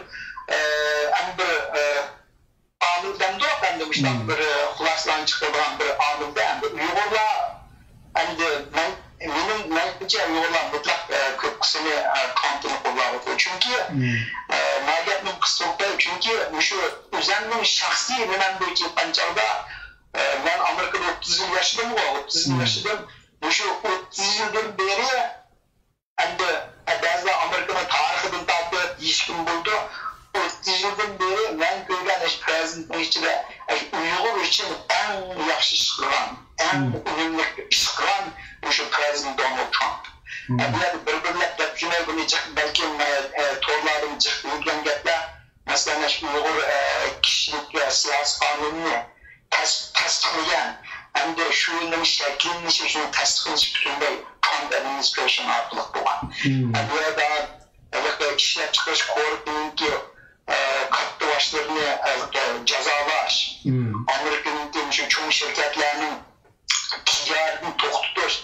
Muşların hemmisi, muşlar katarların hemmisi şu Trump administration vaxtı boğan. Ondan ki şu hazır elbette Demokratik Parti yanı içindeki nurgun şu katlı başlar Uygurlar tarafı var. Lakin şu İslam'ın başlamcılık rolunu oynavatkanlar genel aşıyor Cumhuriyet Parti'ninki azaları katlı başlar. Yani isimlerini geçmemiz, Rubio deyimiz, Christopher deyimiz, şunu Pompeo deyimiz. Buranın hemmesi şu başlamcılık rolunu bakımda bu İslam kuvardı. Hazır bana şu tek tasdiklemede hayırın var. Uygur emgekçi kanunu diyen layihesi hazır şu tutuş algıda. Bence bunun icra ve çabununu ütküzüydü. Demek bu şundan birkaç çoğun misallarını alsak bu Amerika'nınki Donald Trump'ı taktiği çıkan linkin, ortağın linkin bu Uygurların işlerigen dünyanınki şu sahnesi çıkar diye yani. Mümkün bir yere. Dolayısıyla Trump Uygur meselesini dünya ve tonuttu, dünya Uygur'dan tonuttu disiplinliydi. Elbette bunun da Androgun Uygur'lar bunun güçlü kalan, lakin Uygur'larınki güçlü kançeliklerce de özümüzü ayıran. Bu da bir nesli de bir nesli senle razı olan yerim hem de şu Donald Trump Uygur meselesini hazırlıkça sayılan yarıyan götürüp çıkmadı. Bunun belki siyasi numaraları konuştuğu mümkün. Bunu hem de Joe Biden mi götürüp çıkmadı. Demek Uygur meselesi yanıla şu Amerika'nın siyaseti de yanıla baş mühim en mühim körülenlerinin kendisi kırmaydı. Ya da bu kötüyendiyse bu vakti buna işkil tarafı şimdi tesmir kalıp meselelerdi götürüp çıkarttı. İşinci de böyle bu soğanların bağma bir dokunmak. Muhakkakatımda bu saydan yaman mürekkepteydi. Adette bir 2 günlergacha cevabı çıkarttı. Sinançı vakatım o bir neçe gün içinde cevabını alamız mı bu neticesini? Hem de hazır mandan mesele var ki hazır hem de bugün de hem de başlandı oldu artık. Devletlerin sanaşlığı başlamadan buluş mümkün. 5 ştatlar başlap bulduk. Yana 40 minutla başlaydık ya. Lakin bunu hem de hazır birine bilgin olmaydı. Belki bugün keste bu ilan kılınmadı diyen bunun bilen münasebetli eklendi. Eğer Trump landslide victory kalsa. Belki Biden landslide victory kalsa. Bu landslide victory diyen ne diyen de hem de şu 270 bilmeyiniz eğer muşlanın içindeki muşu neyin kim bolsa diyelim Trump eğer 270 numaralı kiplik bulan mesela bunun daha yanı karşı taraf 270 biletin işi mesela 300 yok ki doğru ya ki 310 yok kesin o vakit karşı tarafınki bunun hiç kandaklık bardاشlık yorulan uğurlu kalmaydı. Şu vakit belki bugün keşte eğer ki tamakta bunu ilan ediş mümkün. Bu bir mümkünçülük var. Ama hazır karşılaş nerede digende ama Pennsylvania ştatı var mı? Pennsylvania ştatı Electoral College'da 20 numaralı ilerler. Bu 20 numaralı ilerleyen Pennsylvania ştatı Supreme Court'un bir karar çıkarıp oldu. Bu karar ne digende ona ki mavi saydam değil ki mesela 3. saydım ki yani bunların kapşosu oldu diye mesele çıktı. Ama Pennsylvania ştat diye ne ait bu mühim ştat ki. Bu ne için mühim digende hazır bir tane ştatlar kaldı. Mühimliğiniz contesting kuatkan mühimliğiniz şu Demokratik Parti'den Cumhuriyet Parti'ye rekabet meselesi geldiğinde çınara orum tutan, mühim orum tutan ve bunun için de Wisconsin denen yer var, Ohio denen ştat var, hem de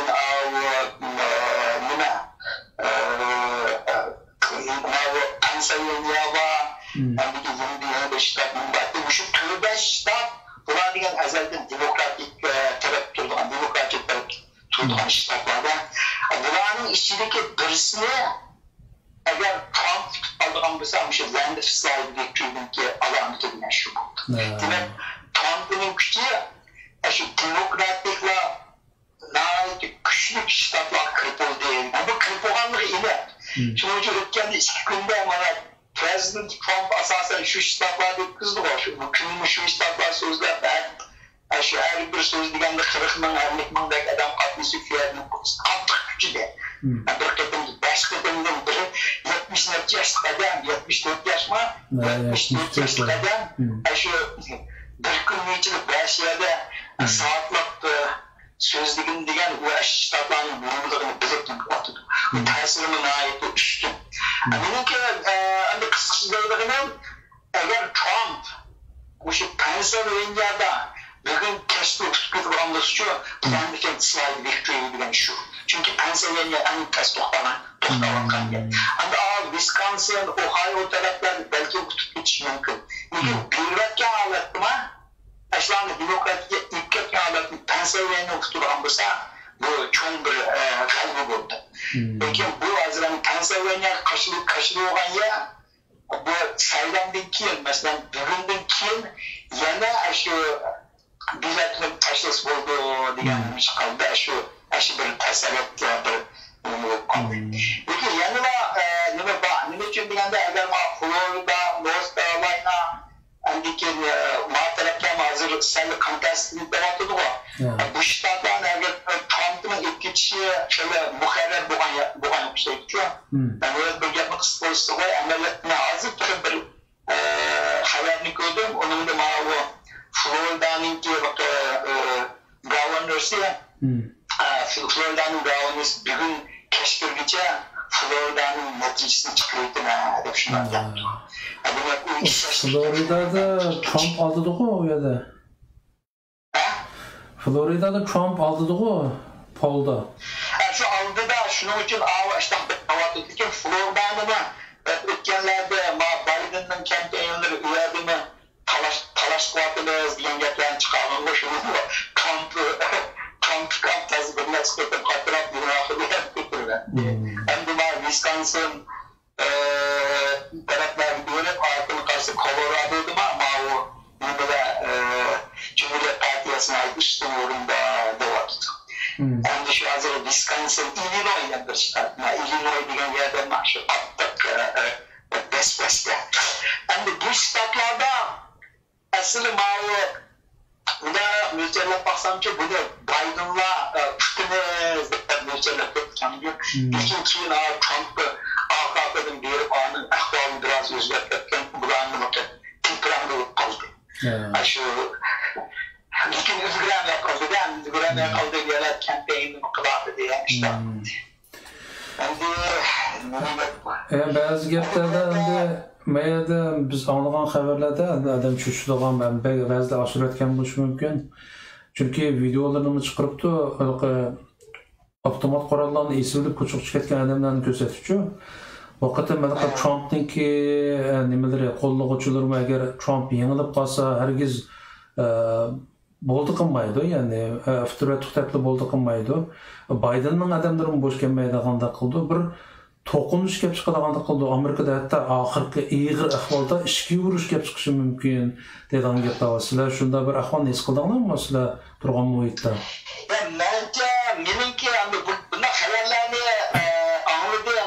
ko'rdim balki bu Amerikada cho'ng jadal chiqganligi endi lekin menimki endi shaxsiy ko'z qarashimcha buda unday jidal bo'lmas ehtimolini aytishim nima uchun shunday deyman deganda albatta masalan prezident Trump saylangandan 4 yil burun saylangan chog'da mana shu maydonga borgan men qo'shib qolgancha shunga qatnashgan mana shu maydonning ichida 1 million odam bor keyin sirtga chiqib qolsam sirtni 1 million odam qarshilik ko'rsatib o'sha 1 million odam yig'ildida shu vaqtda bu mamlakatda man san hozir davlatdan ansirashda bo'lgandi bu endi million qator bunaqa shu vaqtda endi asosan Hillary Clinton bilan Donald Trumpning tang tushmagandek bo'ldi-ku dastlabda hatto dastlabda bir kun qolgan chog'da Hillary'ni hammadan chiqib degandan beri chiqqan edi u vaqtdagi demokratik partiyaning qarshiligi hozirgi qaragandiki aslida kuchli endi hozir masalan men o'zimni olay boshqa gapni o'zimni olay men hozir masalan shu Biden, Obama, Harris'ning nimalarga kirib ko'rmancha kirib ashada o'zimni qarshilik fikrlarimni nima bo'lsa tutilib qo'yishlar degan narsadan asosan men qarshilik qilganlar chiqmadi bayqash kerakda bu qarshilik qilganlar chiqmadi lekin avval qarab baksam meni qo'llaydiganlar shunday chiqib qoldi shu narsani men saqlab qo'ydim shu Joe Biden qarshi bir fikrlarni yozib qo'ysam buni qo'llaydiganlar shundaqchi lekin tam bugunga qadar birsi chiqdi birsi chiqib bir ta'til gapni qilyapti nima deydi sen Trumpni qo'llasang sen musulmonkansan seni nima oydiga qanday qilsa degan gapni qildi-da endi u bir nima uni qanday boshqalar ashada sen irqchi bo'lib uni aytdi men his qilib bir narsa yozib qo'ydim bu irq masalasi emas bu deb qo'ydim shuni bilan uni tushundim ham shu birsi chiqdi aslida agar mana hozir davlatdan agar 2016 yil narsa solgan bo'lsam bu boshqa ahvol mana sinab boqqan vaqtda o'ylab degan shu mana shu men dedim-ku uyg'urlarning ishchiligi qanchalik narsa uchirgan vaqtda shu buning kirib shunday bir narsani men kompaniya saylanligini o'lchamdan dars qo'ysam shu vaqtda 200 dak odam nima tilmoq ketgan naladir kelganlar shu qattiq lekin marketda bunday ahvol bo'lmadi bu bir o'zimning shaxsiy nimaga o'tganda lekin men Maryland yashayman Maryland degan demokratik shtat hatto bu ketimma ya'ni demokratik yeb ketish ehtimoli aytib cho'ng deyadi lekin bu shunday ahvoldami men shu yaqinda g'arb tarafdagi bordim-ku sen bilsanmi bu ahvolda asosan biz Baltimore atrofida odamlar zich joylashgan yerlar zich joylashgan yerlarda ancha muncha Baydenni qo'llaydigan taxtalarni ko'ramiz lekin sirq chiqib ketgandan keyin asosan Trumpni qo'llaydigan shu Marylandda ahvoli Marylandda 4 yildan burun men gapni o'chirib qilsam Trumpni qo'llayimizda taxtay ko'tarib chiqarganlar asosan yo'q shunaqa ahvollar borda mana bir cho'ng o'zgarish shuning odatda gap kelsam buda menimcha u bir qalaymaqon chiqdi degan uchun videoniki bir to'polgan gaplar bo'lishi mumkin yevropada qanday tashviqot bo'lyapti uni uqmayman masalan ko'rganlar masalan shu Amerikadagi tunelda oldingi kuni shu 10 mile Maşin var degan to'shib ketib, shu kompaniya nemisini anglayman degan shu 3 yil ishlam ko'rgan var başlaq narsalarni. Biden'ın kampanyası qat'iy ko'rildi. O'nlarcha mayl mashinalarni to'xtatib qo'ygan. Amerika va North Carolinada shu necha mayl odamlar 3 yil turib, kompaniyaning so'zlagan yer krimizda beshlar turib ketgan. Nurg'un bir kran bilgan ishlar. Ba'zilar degan 2 soat mashinada ishlar turib, lekin tüyden aldıkını kampı diyen o saat bir yerim işkici söz dedi. Aşağıda saklap duran adamlar diyen aşağıda 6 saat, 7 saat saklap aşağıda kampının ki 1 saat çıkıyor sözünü adamı bağlan ahvallar. Biden'da bu da ahvallar bunu de. Mağını özlügen bu kalıkının rayını bildirdi. Şöyle mi? Eğer kalıkının rayını hılaplık iş olduğun olsa bu vaxtda Amerika degan bir demokratik davlat. Uni bir jidal chiqirganning bir omili bo'ldi. Men shuni bilan anslayman. Shuni bilan. Chunki Trumpning popularity uni hammadan bitirib qo'ydi. Uning bir Trumpning shu qilayotgan kampanyalar olib, orqali bir shu nimada Yevropada dedim, Yevropada bir statistik yürürlükte, Yevropada bu meydan qatnashgan adam eng yuqori sonli bo'lgan bu. Trumpning soni anında ishib ketdi deyapman. Shu. Mesela American futboldaydı uni Amerikan futbolda bir so'zinchoq. Zeytun toplaymiz. Aslında Amerika'da daha iyi çok görülen narsa. Aslında bir iş netçesi işip kötü de ormanda aslında ki neler ya. Eldeki vakti popstar deydi oldu nakıştılar var, damlak nakıştılar. Bunlarla gençlik adam toplatmak mümkün. Abi halkına rayını kurturdu. Yani halkına rayını bozuk bir işini kılamaydı Amerika'da. O zaman köylü var Amerika'nın akvalında. Eğer bir adam benim bir adam çıkıp rayını toplatıldı. Yani bu medyanın akvalı major media diyemiyoruz ama major media asasen yana Biden'da. Yani onun yeni sayaptım boy diye nurgundları bunun Xitayning kontrolası çıktı, o bu diyen paralarını tutmadı. Kançılık kontrolası da onu ben yakın çıktı bu anlamda bile en az ama ben bazıları var onlar CNN, NBC, şimdi çoğunu bilen Xitay karab kalmagan da böyle var. Bunun okşamagan göz karşılar var. Oldu, rahmat. Xedirjak atraflıq sözləp bədən ahvalını. Sizlər də Amerikada yaşab atmışlar bu öz beşinlərini ötküzürsüzlər bu ahvallarını. Biz hem de şu televizor ekranına qarab oturup okuğanlarımız, köygənlərimizin şu baha verimiz herhalde. Yaxşı sözləp bədən rahmat. Yani bir işlə olsa Allah qılmasın biləcək. Bəziləri sırtın qalğanda xudu bular nümbət ketkəndə də qoyları var. Çünkü Slovakiyada cimcik, mis kadar yok. Herhalde dikkat kılası etkenlikte Make America Great Again kızıl şeklini giyip cümlesi biraz kaltak etip kalmışsın dışında. Yani ya onun da yapıyor, onun da. Ama bugün eğer sizle sözler koydu ben de. Ya. Ben şu tayarlıksız oldu. Rahmet emse. Benim bitimde Facebook'un kırsalar yurgu kalanlar. Buldu. Mağara hoş olamam. Hem de hayırındaşlar mavu nime. Typically finishes counting on election night or the next day. That is still the hope. CNN'ninki azıqı ahvaldan qaraganda yani 25 minutdan keyin nim qildi ki yani 25 minutdan keyin tunji natijani e'lon qildi ki Amerikada va ba'zi shtatlarda statistika qilib qo'ygan bo'lishi mumkin-da. Hozirgacha Amerikada 100 milyondan artıq adam aldın avaz berib bo'lgan gapda. Bugun emas, bundan burun 100 milyon adam avaz berib bo'lgan gap.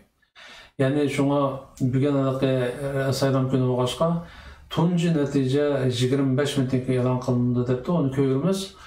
Angacha bo'lgan araliqda 25 minutgacha biz endi bu saylamniki Xitayga qandaq ta'sir bo'ladi degan narsani bir ko'rib chiqamiz qarindoshlar. Buningda Xitoylarningki hammasiniki bu Amerika qarab o'tag'anligi aniq hamda. Bu ahvolda nima? Xitoyga masalan bu saylam agar Trump bizning Trump akimiz yansa qandaq ta'sir bo'ldi? Agar Biden yansa qanday ta'sir bo'ldi deganni biz bir ko'rib chiqaylik.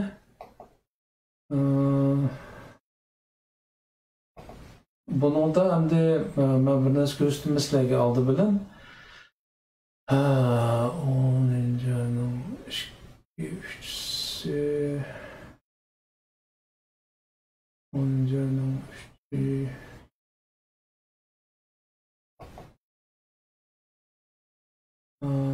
Tünögün 2 tünögün 2. Bana Tayvan'ınki bir nimesi var. Tayvan'ınki bir televizyon kanalı var. Dongsun televizyon stansiyası deydigan. Şunun da nəhayət yaxşı qıldı bular, analiz qıldı. Hem birinci qol uçurlarga erişidik ki. Aldı bilan şu televizyon stansiyasınınki şu hazır men o'tirib qo'ygan masala to'g'risidagi ko'z qarashini qisqacha anglab o'tamiz. Andan keyin balki mana 25 minut o'tib bo'lguncha mana gaplarimizni qilib olamiz. Angacha qaytib kelamiz yana.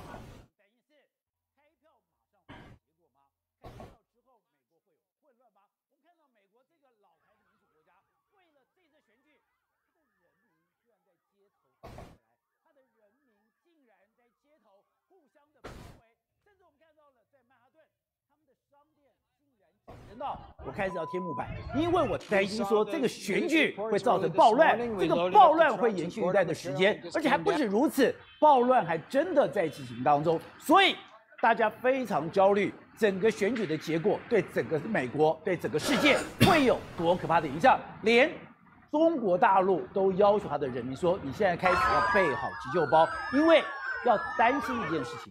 川普如果落选，他会疯狂吗？他会做出大家意想不到的事情吗？如果真的是那样的话，那台湾我们又该如何自处呢？好，我们今天请到我来宾，对大家非常熟悉的财经专家黄荣松，你好，大家好。好，这是美岛电子报董事长吴子嘉，大家好。好，第三位是这个时事评论员李正浩，大家好。好，第四位是资深媒体人陈东豪，大家好。好，第五位是台湾国际法学会的副秘书长李明辉，大家好。好，正好我们刚才看到的画面是，美国是一个民主国家，台湾哦。就算竞争再激烈，你都很少看到说，在街头互相的斗殴，在互相的叫嚣，甚至我看到对方的车队，我居然把它包围起来，更不用讲美国最繁华的纽约曼哈顿的第5大道，竟然要把店面全部都封锁起来。大家非常担心是选举会马上有结果吗？川普会做出疯狂的举动吗？没有错，谁都没有想到一场选举可能把美国推向了内战的边缘呐。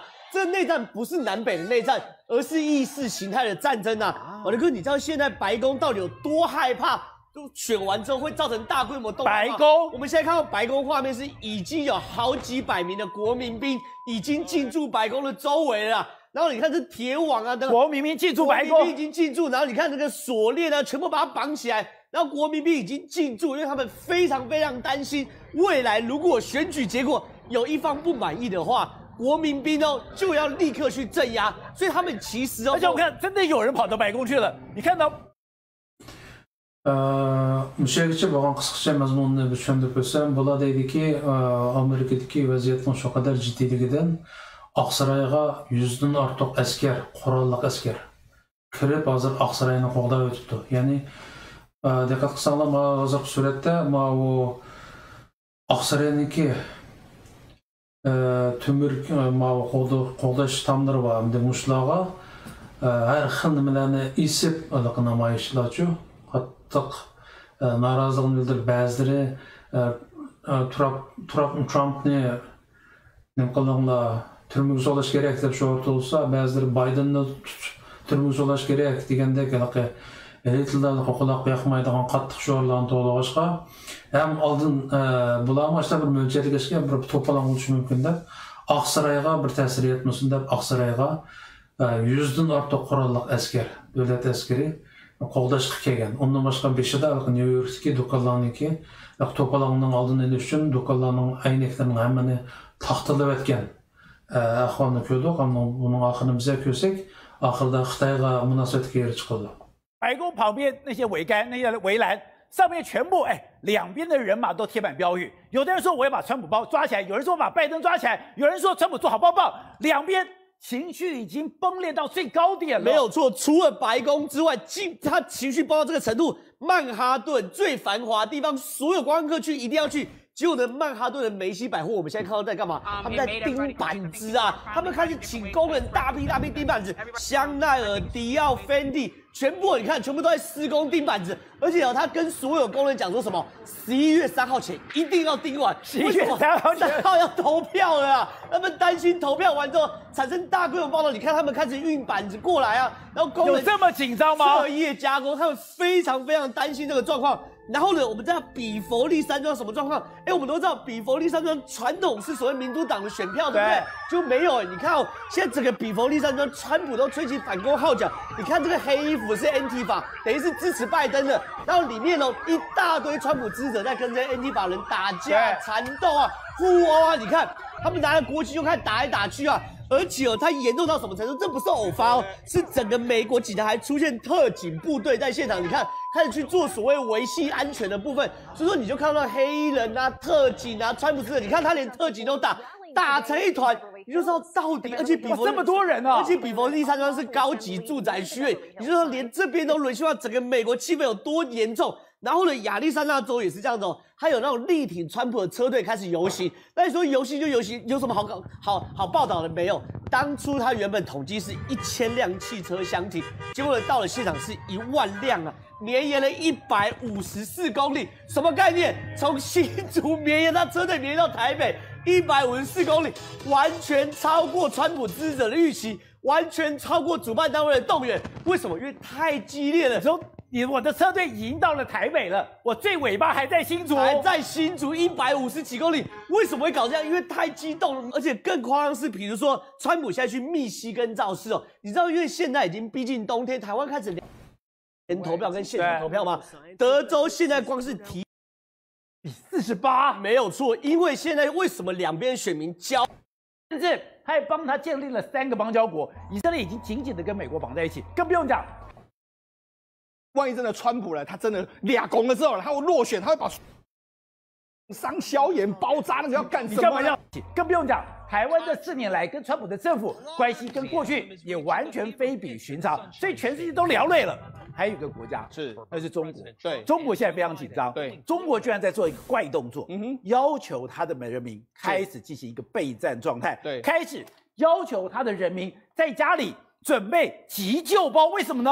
而且台湾在开国安会应对这个选举，对不对？中国到很紧张，他们特别紧张什么？万一这个川普落选之后，他会不会来一个这个鱼死网破啊？所以呢，中国到在最近做了非常多这个很奇怪的动作。他们前一阵10月中开始的，中国到发改委就下令给这个全国的单位，就说了嘛，要每个家庭要做所谓紧急应备的这个储备，还有什么应急物资啊、应急工具、应急药品啊，所以它是玩真的。对，水和食物啦、个人用品啊，还有逃生求助的相关的这个工具，还有紧急急救的这个商品，用什么消炎啊、包扎什么，所有东西都在。你会觉得看这个东西，虽然发改委是说我们为了要刺激内需，还有防范疫情，但是其实你如果要防范疫情，你弄那么多什么创伤消炎、包扎那个要干什么？你干嘛要3角带？对，那些3角带是以前我们在学军训的时候，是商场上包扎用的，对，而且都是他就跟你说的非常是大型创伤所使用。那你到底为什么要做这些东西呢？而且他现在发给谁？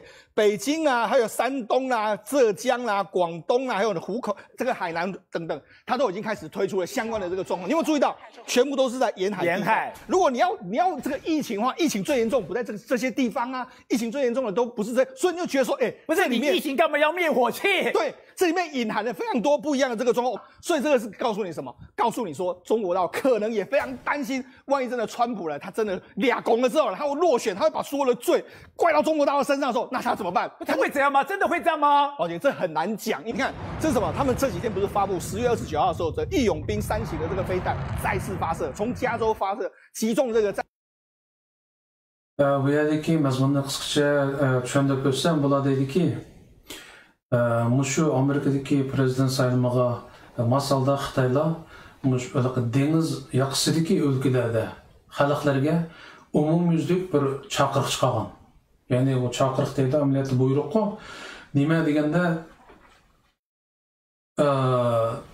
jiddiy lozim bo'lgan narsalarni har oilada oldin tayyorlab qo'yish. Buning ichida yemek-ichmak, dori-darmondan boshqa, masalan, yaralanganda odam, masalan, beshi, puti yoki badani bir yerlari yarilib qanday tangadigan narsalar va jiddiy urdigan o'qullardan tortib tayyorlash.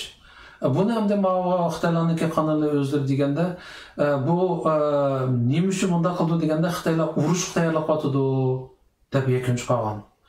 Nima uchun urush tayyorlab qildi bu Amerikada prezident Trump nima saylan bo'lsa, bular bilan nima munosabati deganda, bularning analizi shuki, agar bu qatimqi saylamda prezident Trump turib qo'ysa, u 11 hozir 11 ayning 5 emasmi? Kelajak 1 ayning 5-gacha yana prezident bo'lib o'tirdi emasmi? Turib qo'ysa, buni butunlay Xitoydan ko'radi. Chunki bu prezident Trump yillar Xitoy virusi chiqmasdan diqqat qilsanglar, Amerikaning iqtisodiy yuksalib, New Yorkdagi cheki bozorniki shu qadar o'rlab qolganligini ko'rgandik. Amerika iqtisodining shu qadar yaxshilanib ketayotganligini ko'rgandik. Tuyuqsizlar bu Xitoy vabosi, Xitoy virusi kelgandan keyinlar nima bo'ldi deganda, bu Amerikaning iqtisodiy baraxu tushib ketdi. Qanday tushib ketdi deganda, shu bir mezgil taqidi-ku, masalan, nurg'un zavod, fabrikalarni taqvatdi, restoran, satrashxona deymiz, do'kon, hammani taqvatdi-da, nurg'un odam ishsiz qoldi. Ishsiz qolganning ustiga milliy daromad shunday jiq tushib ketdi-da, tushib ketgandan keyin iqtisod bir xil chekinib ketdi. Ya'ni shu prezident Trump shundan ortiq tirishib, shu qadar yuksaltgan iqtisod nereden boshlangan bo'lsa, shu yerga qaytib ketdi yani. Bu shu bir Xitoy vabosi sabablik. Shunga bo'ladi deydiki, agar Trump akamiz bu qatam turib qo'ysa, bağ açığını Xitaydan çıkırdı deydi. Yani muşu neciz Xitay sebeplik men uftur ütüp kaldım prezident sayılımda. Yani bu musma uftamaydım deb ötkenimde diqqat qilsam nurg'un xabarlarda deyildi go, bu nim qildi ki Janubiy dengizda Xitoylar o'z oldiga yasab olgan kichik sun'iy orollar bor. Yani toplum durup, dağıtılışta, kaç devletke tabi emas, arallarının etrafı toplum durup, çoğaytıp, yoğun ötüp o arallarını, uyaga ayrı durum, silip, harbiy ayrı durum. Hem başkurulduğun bombalarını orlaştırıp uyaga, harbiy bazı aylandırıp olgandı. Şuna, ötkenki haberlerden qaraganda, Amerika bu qatim adamsız aeroplan evetip, şu arallarını bombardıman qilishi mumkin deganni ko'p so'zlagan bo'la. Ashta bir ehtimollik bor deb. Chunki u bir asli ma'vo hozirgi Xitoy ayni vaqtdagi nim bilan ko'rishganda, Obamaning davrida Obama bilan ko'rishganda va'da qilibdi.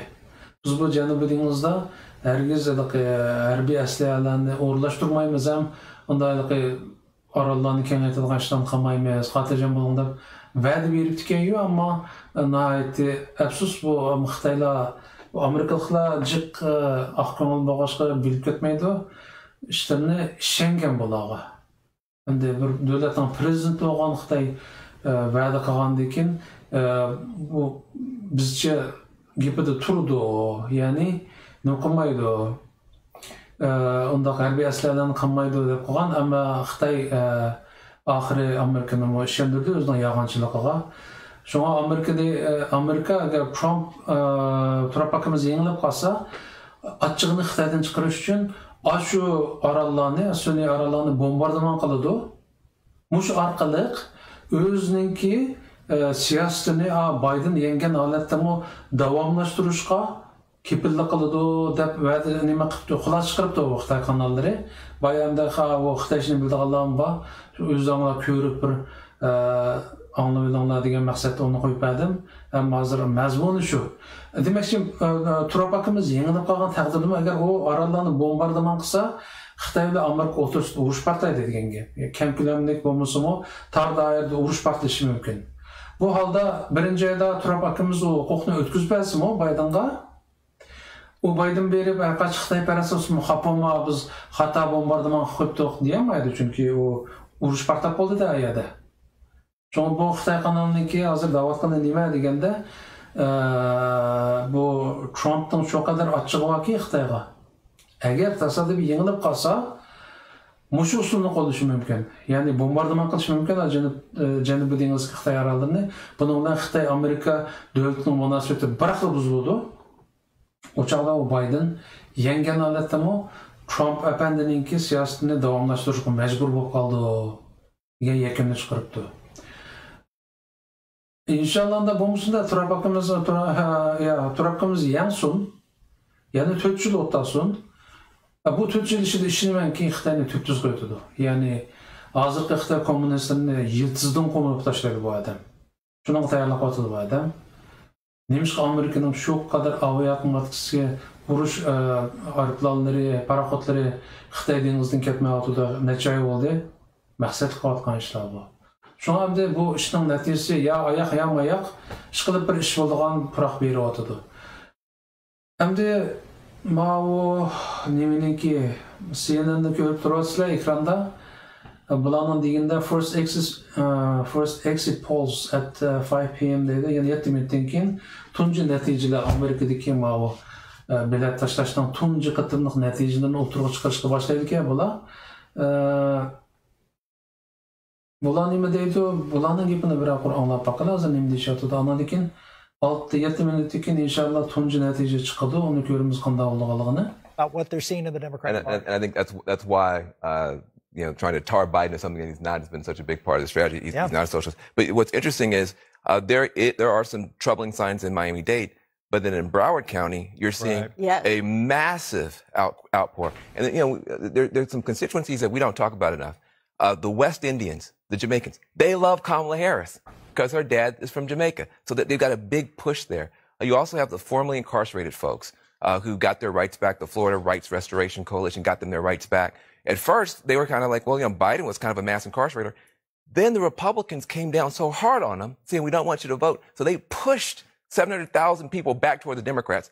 Not very smart. And then lastly, the Puerto Ricans, because of they're the biggest climate refugees. They had to leave their island because of Bular hozir ma'laqi avval biz talab etgan Baydenninki yordamchisi Kamala Harrisninki roli to'g'risida so'zlayapti. Uniki background erkin kelib chiqishi, bu opsi Hindistonlik dadisi bir qartanlikka, o Latin Amerikasidagi bir kichik orol davlat vojinodan kelgan.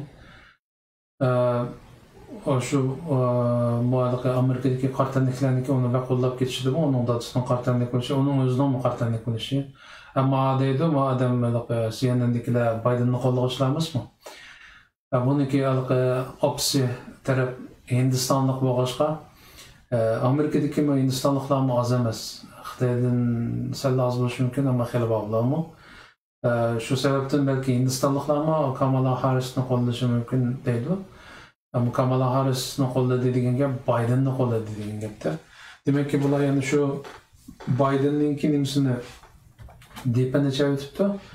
Hamda biz yana 5 minut saqlab, o tunji natija chiqdi ekan, uni bir ko'rib baqalar. Mening pamimcha hamda tunji exit polls e'lon qilinganda natijasida yana shu Baydenninki oldida chiqishi mumkin-da. Biden oldida ketyapti degan natija chiqishi mumkin. Nemishqa deganda boya biz beshida degandek programmaning beshida Demokratik partiya egallagan shtatlarda electoral vote saylovchi bileti ko'pkan shu soni. Amerika'da müşteri var ki yani bazı ştatlar ait mukumlar falan partiyanın kollaydı devletli bekletilgen yani halkının mutlak köp kısmı açtan boğaşka açtan kollaydan boğaşka bu inıqlar bu ştattaki mesela 55 bilet olsa Biden o demokratçılar köp ülke boğaşka bu yerde mutlak yenidu yengendikler o 55 biletini avaladı başka New York'ta 28-29 olsa mesela New York'ta mı demokratçılarına ait küçük asas orunda boğaşka New York'taki 29 biletini Biden aldı. Açta koşulup gelip Biden'inki bıraktılar mesela 120 netçe electoral vote yani sayılğıcı bileti degenini aldı depte bulayı statistikini başlaşı mümkün. Bu mühim emas ama da mühimi oturluqta qalğan 200'dek electoral vote'ni sayılğıcı biletini kim alalaydı? Muşu yani belgileydi ahirde kimden yengişini. Şuna yani 3 minutdan keyin bu natija chiqsa qarabla oy Biden degani bir muncha oldi degan o Trump akamizniki deb ko'nglimizni yerim qilishimizning hojati yo'q. Degan xabarlarda o televizionning naqmaydan xabarlarini ko'rsatdim. Boya Trump apandi Trump akamizni chiqib o'zini qo'llovchilarga so'zlabdi yana. Bugün hayacanlıq bir keçi buludu. Yani bugün Amerika'da da gündüz var. Bugün keçi hiç uxlamaydı ola. Sanayda her bir ştattan çıkan neticelerini ekranda göz tuturdu emas mı? Qoşulup, elinip duruldu. Muşu bu işe ola uxlamaydı, keçi çıkarıp çıkıldı. Netice ət-ətiyengəş kütüdü. Ət-ətiyengəş çıksa, mesela kim aldı bulup, birinci bulup 270 bağlıqçı biletiga erişse yengen buludu. Yani prezident saylangan buludu, yengen buldu o saylamda ama eğer özü elan kısa mesela, meyde Trump efendi olsun, Trump akımız olsun, yoki Biden olsun, ama 270'den artıq biletga erişip oldum ben yengen deb elan qilsa, qarshi taraf bunu qabul qilish kerak yani. Hakikaten o 270 bilet aldı. Ben tebrikleymen dese o saylam tügeydi. Yok, bu nimede şu bilet sanaş ve başka cihetlerde bir hatalık var. Adaletsizlik var. Ben bunu kabul kılmayayım dese karşı taraf. Yani kabul kılmazlık hakkı var da onu. O çağda bu itiraz bildirdi. Mesela mandak iş to'g'ri bo'lmadi. Mesela palanı ştatda mınçılık bilet köydürülüp de ötkende işler oldu. Şu biletler sandık ot koyuyotgan işler oldu. Köydürülüp de yoki yani bir ştatda 120'dan artıq bilet jutib ketibdi o. Muşlarning so'rg'ini qilamiz biz. Qilib, ashlarning hamma natija chiqqandan keyin agar ben rost yengilgan bo'lsam, men tan olaman, o chaqda yang dedi sanglar bo'ldi deb mandaq e'tiroz bildirsa, o çağda o saylam komiteti şu itiraz bo'yicha qaror chiqardi. Şu bu deganlari o'rinliqmi? Agar o'rinliq bo'lsa, masalan, ko'ydirib o'tilgan bilet qanchalik, uni qanday qilamiz? Yoki jutib ketgan biletlar, u nima jutgan?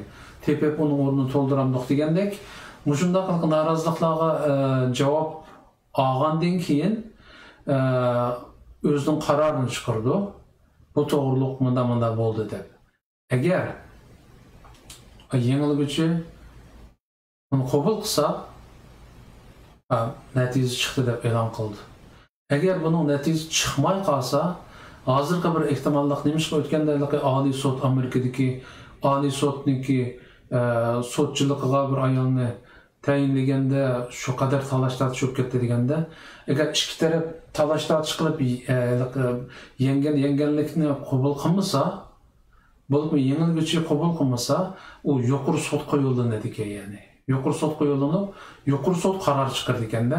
Shunga yuqori sudda o'tganda Barrett degan ayolniki, Amy Barrett degan ayolniki sudchilikqa saylanishi bak qo'zg'olon qo'zg'ab ketgan, chunki hozir natija chiqdi o'g'ay. Next polls close. George Kentucky. Yo'q, bu next polls closing degan qo'yibdi hozir. Inachimni tekin at stake. 60 electoral votes at stake. 270 bilet alsa yengildi depti. Georgia. Hozir bu shtatlar bo'yicha nuqotida balki hozir bu tunji qadamdagi natijasini e'lon qilishi mumkin. First polls closed, yani taqalmabdi, sanduqlar taqalmabdi.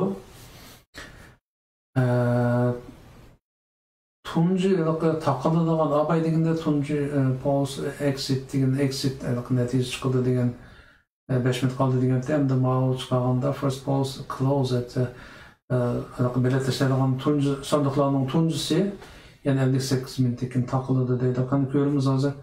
Biden expected to make one more stop before watching returns. Natija to'liq bir damda deganda ko'rib boqamiz hozir. Mening bilishimda boya degandaki 100 milliondan ortiq odam oldin bilet tashlab qoldi emasmi?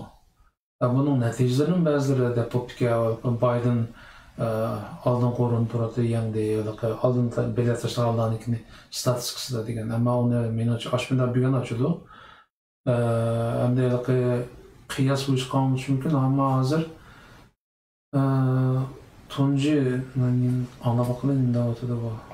We're planning on voting in person. But Florida, of course, is one of the first battleground states we're going to see. There's pessimism I'm detecting, at least early pessimism from key Biden advisors about the uphill lift there in the state of Florida. But votes are still being cast in Florida, so let's keep an eye on that. But of course, we'll see if we hear from Joe Biden tonight or perhaps in the wee hours of the morning. Jake? All right, Jeff Zeleny, thanks so much. Now to Caitlin Collins, who's covering the Trump campaign. Caitlin, President Trump is breaking norms again by spending election night at the White House. Yeah, he is. We haven't seen an incumbent president spend the night at the White House on election night in some time. But of course, with COVID restrictions happening here in Washington, D.C., that thwarted plans. Bularni hozirda vatqanamda Florida shtatini aytib, muhim bir shtat shu yerdagi biletini davomli tashlanyapti deydi. Chunki oz bo'lmaganida Florida naytaliq rol o'ynaydi. Bu shtatni kim yengsa balki yengib chiqadi prezidentlik saylovda degan uning biletini davomli tashlanayotdi u yerda. Demak, natija hozir chiqmaydi ekan. Yana birisi hozir prezident Trump hozir Oqsaroyda ekan. Oqsaroyda o'tirib natija kutyapti. Atrofdagilar bilan. Final hours for voting on the way. Early votes already cast dedi. 102 milyon odam nima tashlab qo'yibdi. Bilet tashlab qo'yibdi. Endi o'tgan yilgi saylovda, o'tgan qatimqi 4 yil burungi saylovda jami 120 milyon mu 50 milyon shunchalik odam bilet tashlabdi ekan. Ya'ni Amerikada 300 milyon odam bor, ammo salay tutishadiganlarning ishidimi, tashlamaydiganlar borda. Bu qatim rekord yaratildi deydi bular. Exit poll deydi ana economy. Today, Jake, this is nationally, and again, these are early numbers. They're likely to change as we get more and more information throughout the day from voters. But what was most important, the most important issue for your vote? 34% of voters in this election. Hozirda vaqtni hamda ma'lumotli xalq aslida bir rais nashrab beribdi-ki, bu prezidentni saylashda qaysi omil eng muhim sen uchun deganni so'raganda 34% odam iqtisod muhim debdi. Ya'ni prezident bo'lgan odam iqtisodni yaxshilay olsa, uni saylamaydi. Iqtisodiy omil birinchi o'rinda turibdi debdi. Ikkinchisining bo'g'it o'tib ketdi ekronni. Demak, Amerikaninki shu nimasida siyosatda bu siyosatchilarga baho berishda iqtisodning roli bek muhim. That efforts contain coronavirus are going well. 51%, a slim majority, say efforts to contain the virus.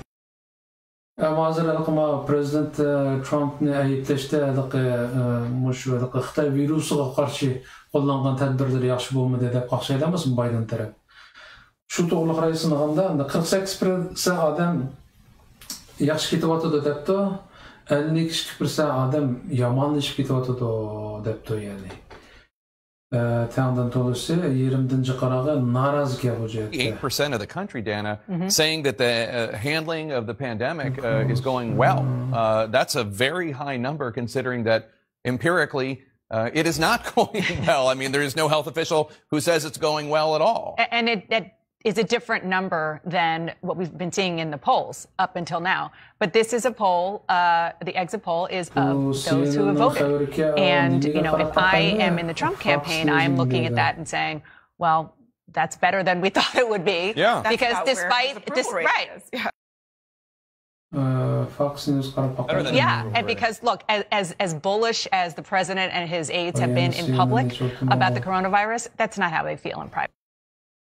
Fox News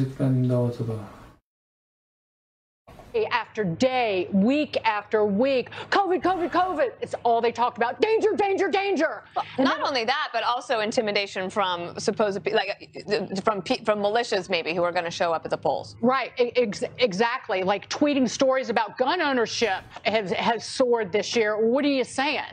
But to that point, because the media was propping up Joe Biden in two ways, because he was clearly leading on COVID and what he thinks about it, not his handling of it, but also I think that they were trying to discourage people from going to the polls today. They were trying to send the message to Republican voters, undecideds, or anybody that you shouldn't go to the polls. That didn't seem to work. It's too dangerous. But you've got to get those. You got to get the voters out today. All right, we have some up-to-the-minute news and analysis throughout the hour. And Bill Hemmer, he's at the Billboard. How cute is that? With the top things to look out for tonight. Hey, Bill. Dana, tell Greg I've always wanted to push his buttons, so now's my chance, right? You got that? I heard him chuckle in the background. You know the amazing thing about you got it. The amazing thing about right now is that all opinions matter because we're all right because we really don't know much, right? Here's the what if scenario, guys. It's America's favorite parlor game. How do you get the 270? Here's what the Trump team feels pretty good about tonight. They feel good about Florida. They feel good about Georgia. They feel good about North Carolina. That would bump them up to 185. Also, we're hearing a lot of polling suggesting that Ohio looks good, and so does Texas. And earlier in the week, over Saturday, this good poll came in for the president out of the Des Moines Register with him showing up 7. Okay, so if you do that, then, I mean, look what you have down here in the Southeast. You'd be at 247. So what do? We watch tonight and we wait. And we wait for states like maybe Pennsylvania, perhaps that takes some time. And maybe Michigan, but maybe that takes some time as well. Arizona's going to turn results in about 10 o'clock Eastern time. Let's say Maricopa County's looking good. That's the area of Phoenix. You'd be at 258, but still you're not at the 270 mark. Does Nevada break the president's way? Maybe. It would put him at 264, but for the sake of this argument, let's come back here to the upper Midwest. The president won Michigan. That would do it. Won Michigan by 10,600 votes from 4 years ago. If it's not Michigan, does he hold Wisconsin? Wisconsin was razor thin. That would not yet be enough to get you to 270. So then, what else could you do? What happens later in the week? Do you make a call on Pennsylvania tonight? If you remember where we were in 2016, it was 2:30 in the morning, and we made the call in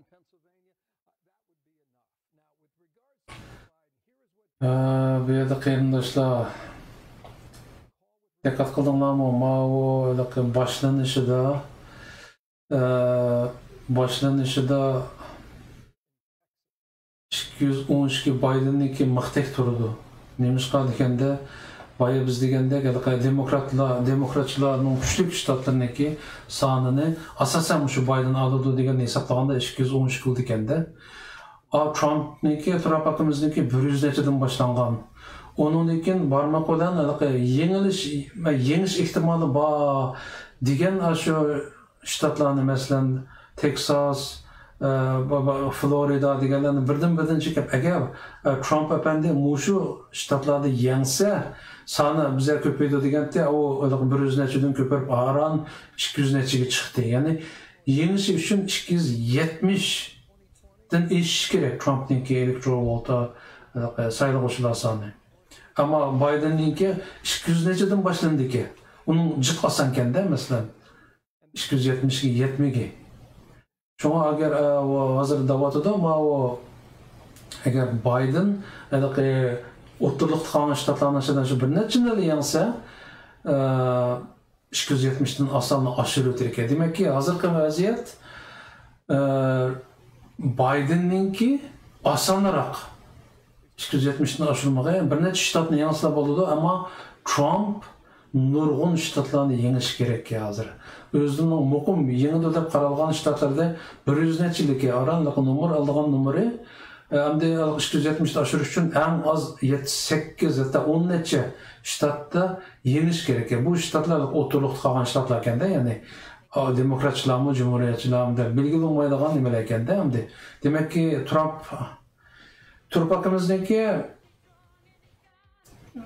mağdağa yolu uzun ki, yani Biden'ninkinden müşkül ki demekçi.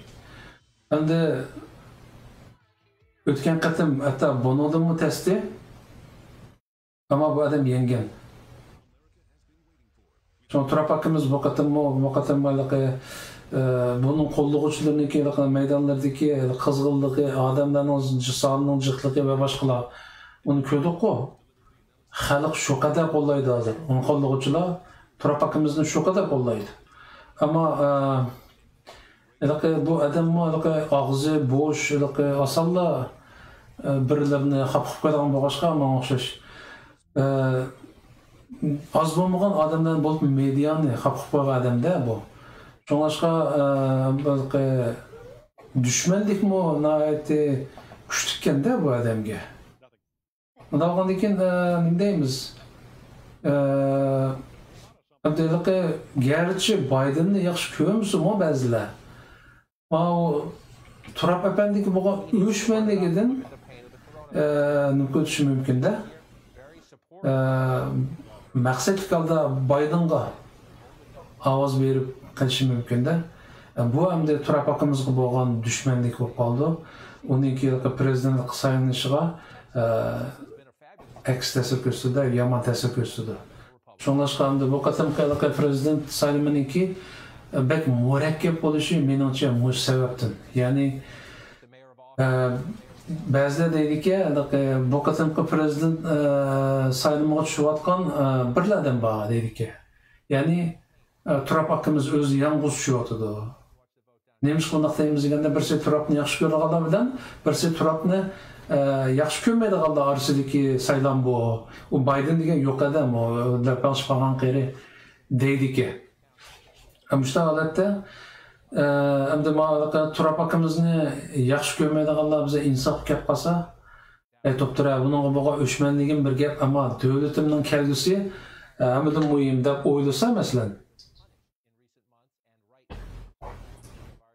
Trump haqqimizning qarshisida turgan lapanch qolgan qiyriga ovoz bermasligi mumkin-da, insof kelib qolsa.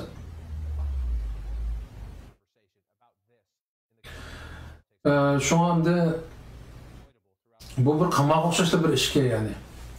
Chunki o'tirliqda qolgan shu boyligimizdek Trump haqqimizni yaxshi ko'rganlar aniq berdi. Ular bir shiq kasani. Ammo shu Trump haqqimizga bo'lgan o'chmanligidilla Bidenga ovoz berman deydiganlar agar o'zining davlatining kelgusini o'ylab, Amerikaning Xitoyniki bir beqindisi bo'lib qolmasligini o'ylab turib, necha vaqtdan hamda Amerikaniki aql egalari isbotlab chiqdi-ku, ya'ni Xitoyning Amerikani 40 yildan buyon oldib kelganligini. Bu qatam hamda aldanmaydiganligini o'zlari da'vatidi-ku. Shuni nazariya asos qilib turib, davlatining kelgusini o'ylab turib, haq tarafda turib, Trump haqqimizga ovoz bersa, u chaqda biz o'ylagandek natija chiqadi. Trump haqqimiz yengadi. 4 yil ichida inshaalloh Xitoy ishbilarmonlari kommunist Xitoy yiltizdan qo'mirib tashlandi. Shuningdek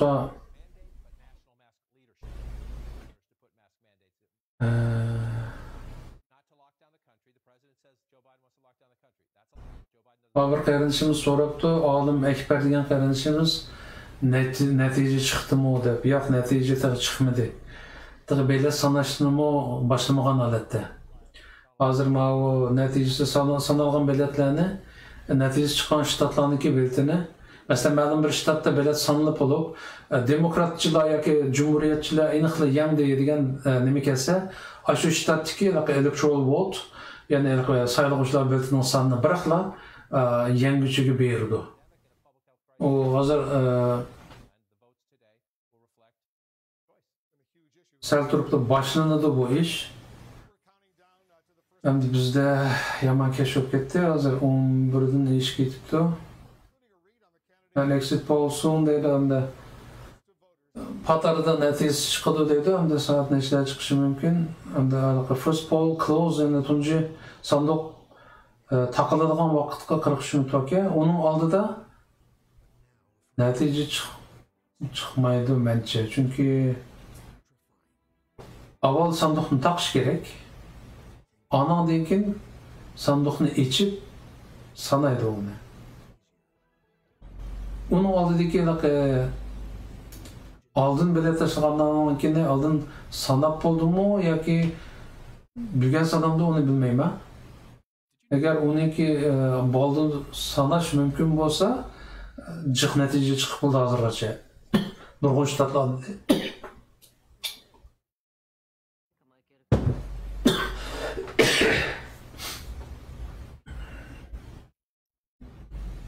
Ama Adem Ekber degan qarindishimiz yozibdi.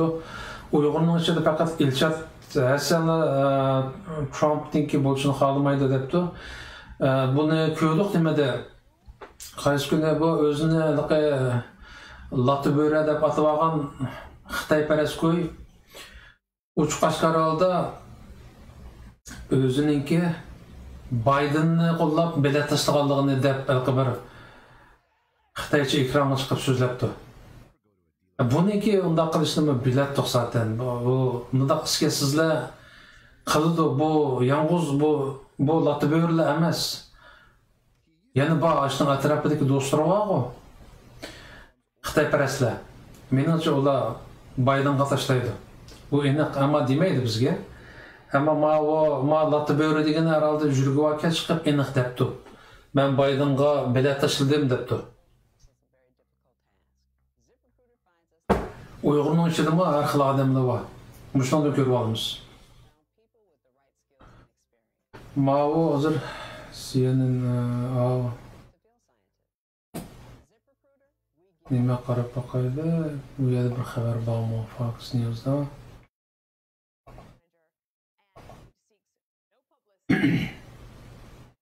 Concern foreign interference. Confident votes will be counted accurately. 69%dan bu biletlar to'g'ri yaxshilanildi debdi. Eligible voters will be allowed to vote. Confident non-eligible voters will vote. Voting on the way in historic election. Bu da historic election yani tarixiy bir saylam deb ataladi, diqqat qilsanglar. Role of government should do more deydi. Yani hozir hukumatning roli to'g'risida 61%dan hozirgidan jiqroq chiqib berish kerak xalqqa debdi. Single most important factor. Importance of government's code.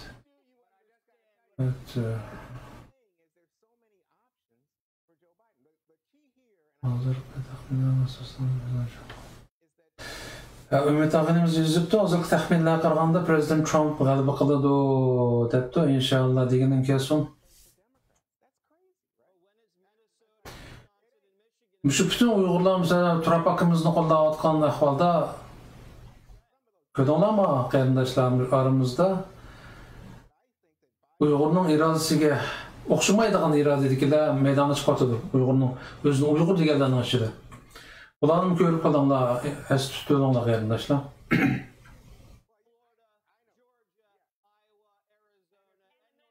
To the COVID to the household income.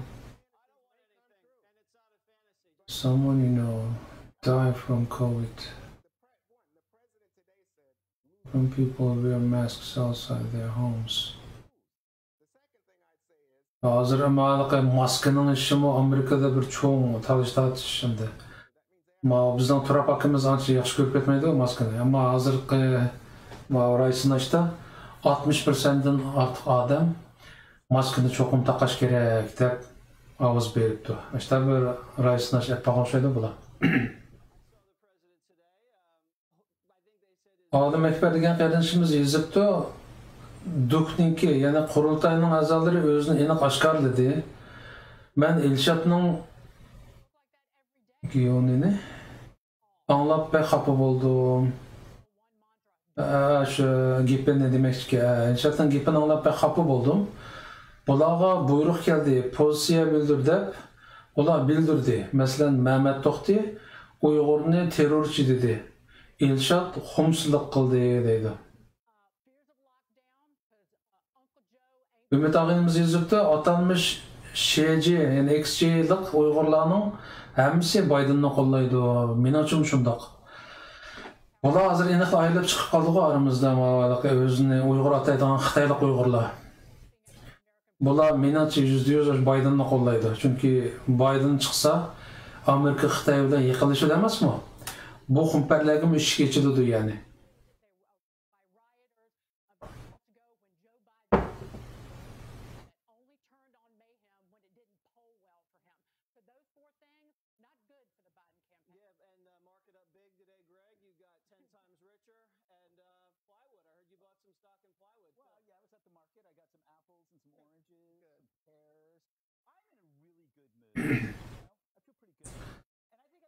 Hozirgi ahvoldan qaraganda bu dastlabki natijani bular e'lon qilmaydigan o'xshaydi.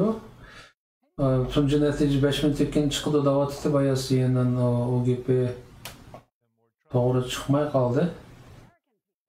Bu nima deydi?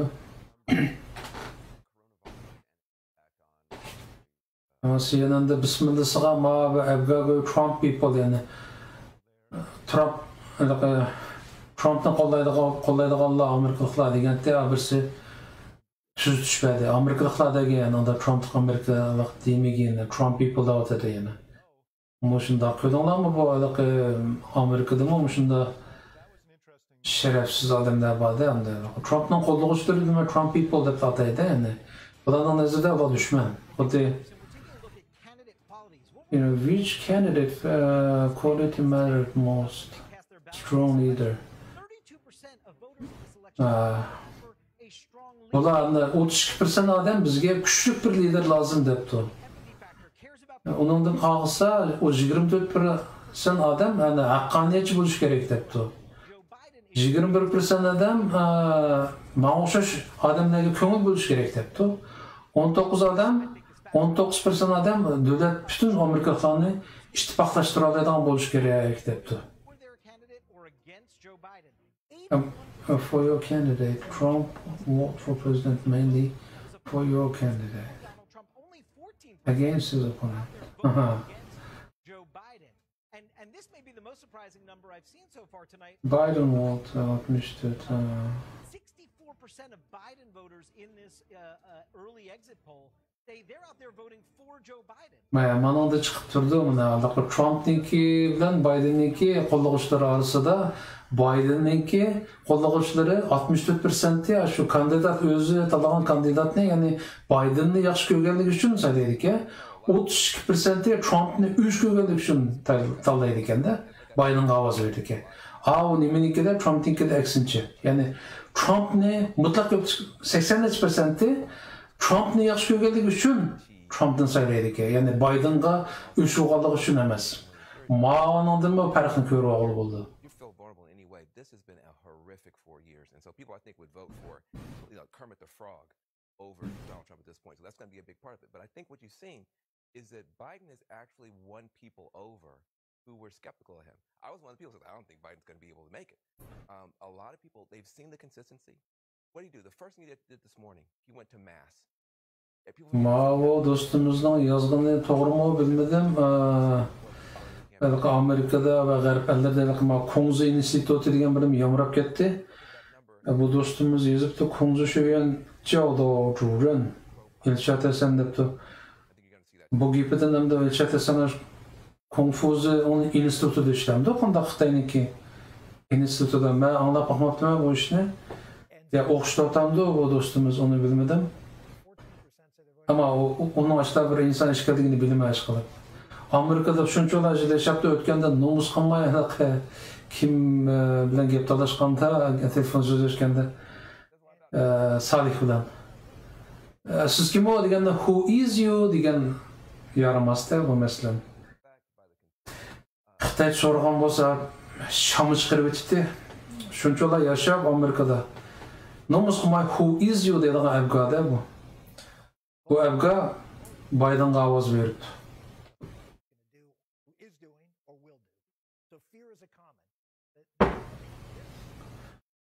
O'qish tushga bayqa qilinishimizniki, konfuzniki o'qituvchisi degani o'qish tushga. O bir yerda ishlaydi deyapti. Yomon pahlimdiki anlasam mashada ishlaydigandan oddiy bir yermi shu. Kimdir ko'z tükürüp şalığını iqtimen palaniye işleyen dedik ya, ötkende birisi dedi qo'y, hech kim ko'z gülmeydiğen bir yer, adetki bir yer o deb.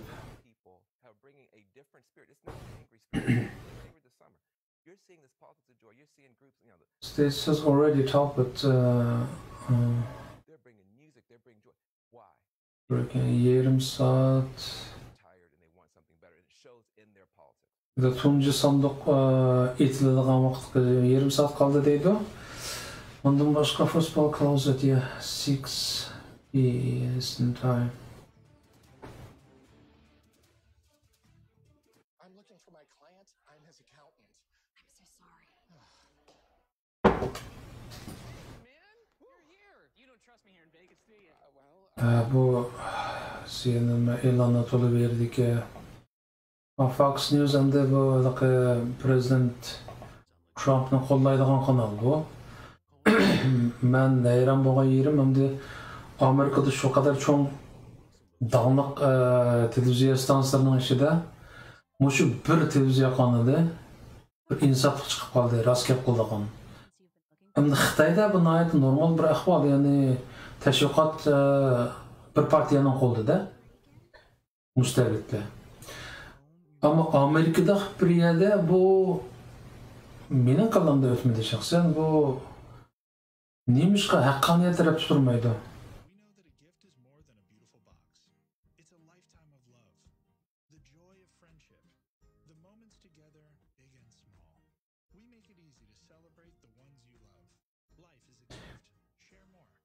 Bir qarinishimiz yozibdi, g'aybatni qo'ymay o'qiydi ekansizlar, ammo tuz ko'ngilni yo'q deydi. Bu qaysi tuz ko'ngilni o'qimagandoq men toza diqqat qilamaptimi? Yazılgan inkaslarını okuyatıma asasen. Yani birisi endi qarindoshlar bu bizde bek keşif ketdi. Belki bu programmada alayda bo'lmag'achqa zerikib qolgan bo'lishinglar mumkin. Agar zerikib qolgan bo'lsanglar, program yoqmasa o'chirasan bo'ldi qarindoshlar. O'zinglar televizorlarni ichib ko'rasanglar bo'ldi. Men balkim Yadagıça oturuşum mümkün çünkü bu sayfam men için bek mühim. Election night, first state polls close 7 p.m.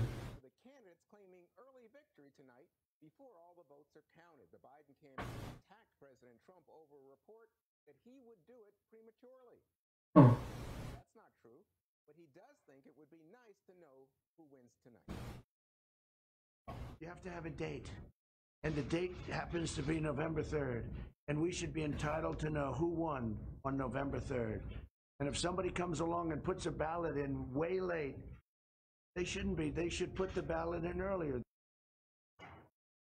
And now Axios reporting that Joe Biden plans to say he's the winner and address the nation if news networks declare Biden to be president-elect. Jesse, Trump said on Fox and Friends, he won't declare victory until it's official. But, you know, I'm wondering, do you think he can resist the urge if, in fact, it takes days to count all the ballots? No, because he'll know if you have a margin of victory in a state like Ambiyada Fox News'niki deyishidi, endi President Trump chidamaslik qilib, men yengdim deb oldin e'lon qilib oladi deydigan farazlar oz emas dedi. Ashta cho'qon sepshugan. Ammo President Trump chiqib hozir aniq debdi. Mana rasmiy e'tirof qilingan bir natija chiqmaguncha men yengdim deb e'lon qilmayman debdi, ya'ni aniq javob berdi. Men chidamaslik qilmayman debdi. Umid og'aynam davom qilishini umid qilamiz debdi. Rahmat. Ben aslında bugün bu program qilish niyetim yo'qdi, da planim yo'qdi. Manga o'xshash o'tirib ko'rdiganlar ko'pkanda, hali kechgacha. Shunga ularning fikri bo'yicha eshitib qoldim. Ular deydiki, sen o'zing o'tirib ko'rsang ko'rdi ekansan, ekranning ichi bildi ko'rsak bo'lmamdi degan bir taklif keldi menga. Shundan bir qisqa e'lon chiqarib so'rab baqdim, ko'ngillar bormi desam, hali odamda bildi ko'rayli debdi. Shunga ekranni ochdim bugun. Aslida bugun bir ekranni hech planim yo'qdi. 2,5 saat o'ttirdik. Herhalde azroq o'rganganlarim bilgilerim bo'yicha bu saylan haqida tushunganlarimni deb berdim. Undan boshqa naq maydonda Amerikaniki cho'ng televiziya stansiyasining naq maydonda da'vatqonlarni ko'ryapmiz. Ya'ni bu orqali biz Amerika sayloviga bevosita qatnashayotgandek bo'limizda izotda. Çünkü aramızda köpünçümüz şu Trapak'ımızı yengib chiqishga degan arzuda bugun agar bir natijasini ko'rib uxlab qolsak bektab uxlaymizda, ammo inshaalloh shu nasib bo'lar. Nur Ismoil qardoshimiz debdi, davomlashtirib bu Nur Ismoil degan qardoshimiz Germaniyada uxlamabdi qaraganda, qolgan Ümit ağina muyu to'g'liqqanlar Amerikada ularda baldur tag'i.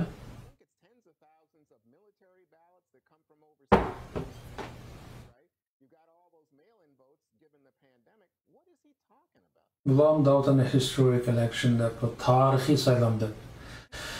Ishqilib qandayligimizin bir sog'-salomat o'tsin, bir ba'zilarning degandek to'polon ichki urush etdi, Xudoyim olsun. Bunda işler bulmuşsun.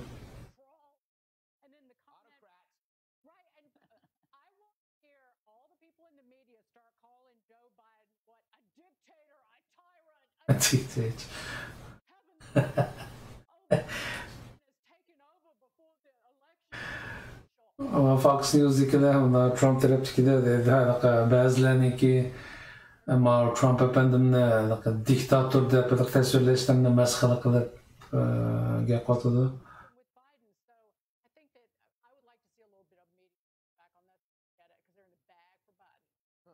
Dana, what about the media? Now, the networks are in a tricky position tonight to make a call. I remember, as Bill Hemmer was saying, it wasn't until 2 a.m. that they called it back in 2016. So, you know, what do you think? Should they be extraordinarily cautious, or is it to the point where they just look like, you know, they've had their hands slapped and they're not doing their job? Well, I think, you know, a lot of people are comparing this election to 2016, but I think some people who are counting votes are remembering 2000. And so remember that it's called, Florida's called, Gore concedes, and then a couple hours later he takes it back. And so I do think that, I think people have been fairly cautious ever since then. They don't use the exit polls anymore. And I don't think it's not good in this story to be first.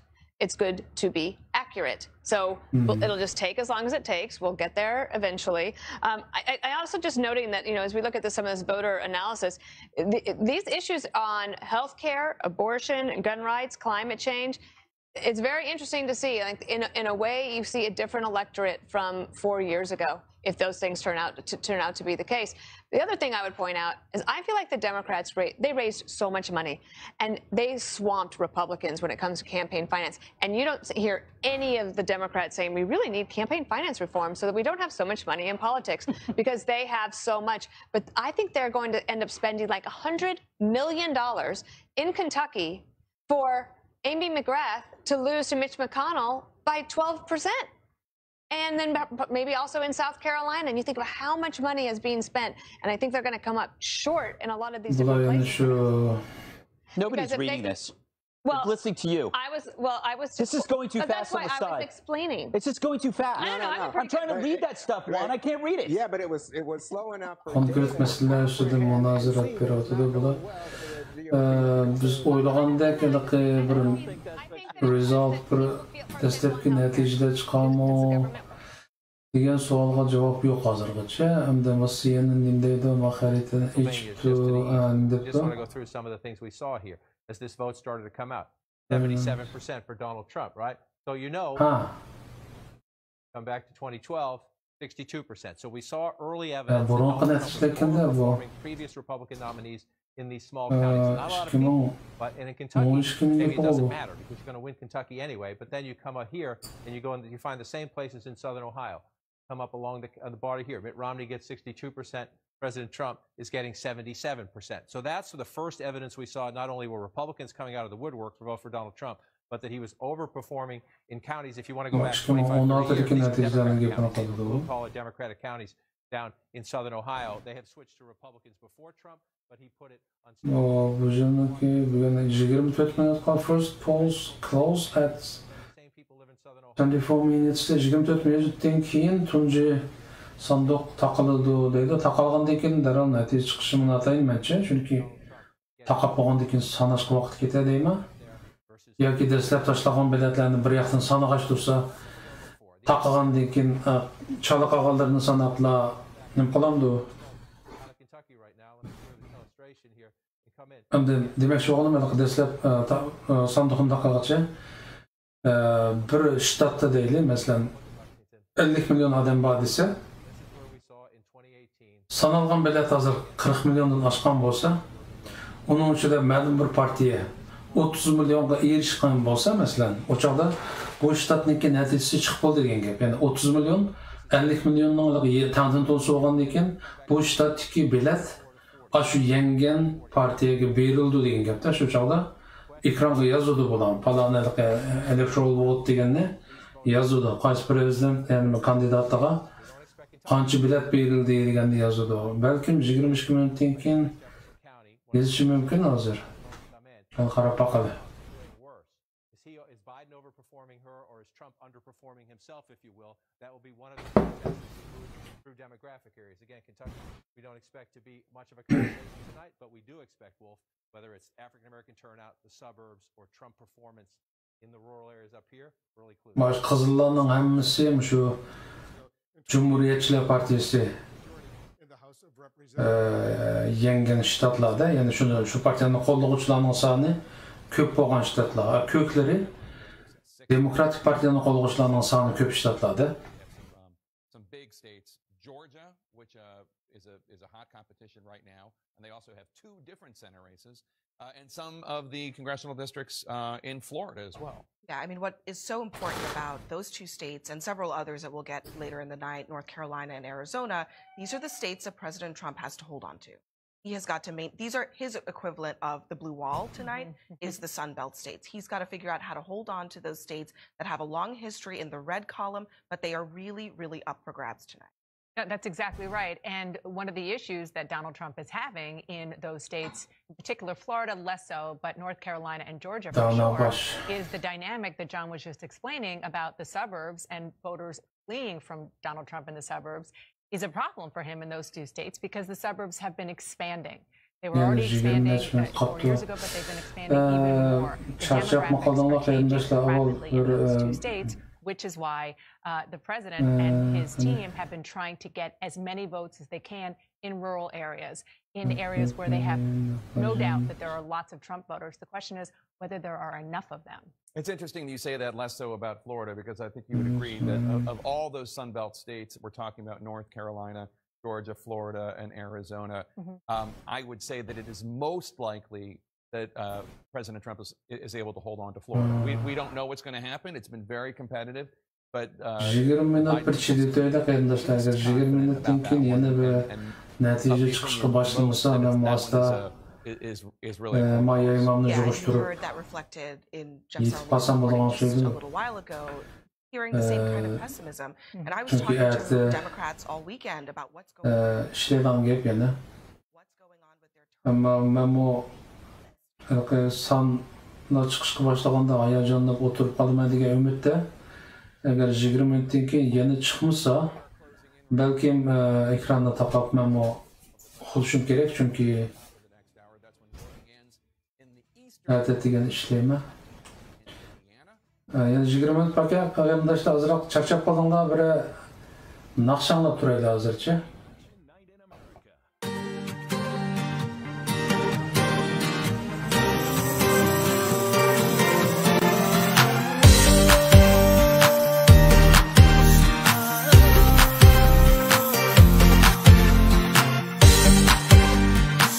Oh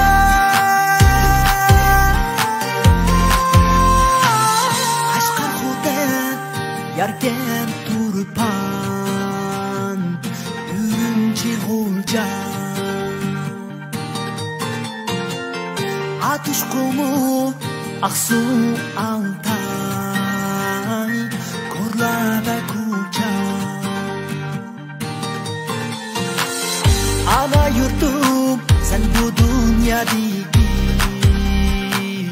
en güzel makan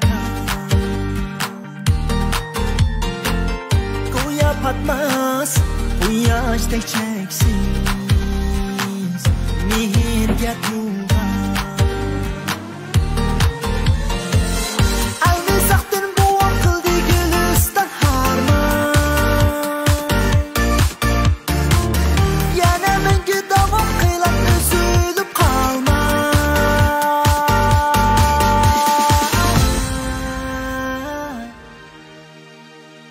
Yurtum sana vücudumda çeksiz muhabbet Fahrleniş, asrab suyuş, davam ta abad Dua kılar, acır kılar, tüküpler mitmer Ana yurtum, öz persentinmer, usulmaz hakikat Yusuf Mahmud, persentin tahrim Mehkem yadımda Allay badur, bak kahramanlar Ötken koynumda Sen şahit tutmuşken uğramazsız direksiz Ul cisminde var tevzim ettiğimiz çeksiz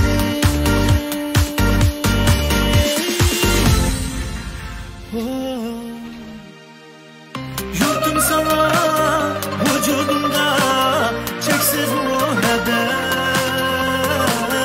Fahrleniş, asrab suyuş, davam ta ebed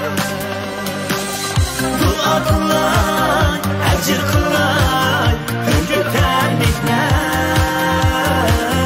Ana yurtum, öz persentinmen, usulmaz hakikat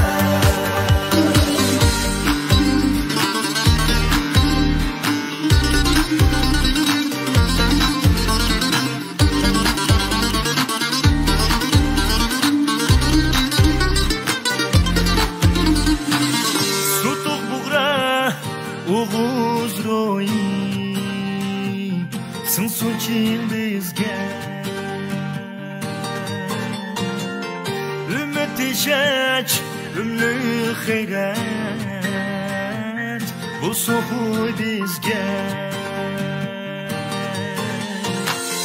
Hirindaşla, kıl bergin duruz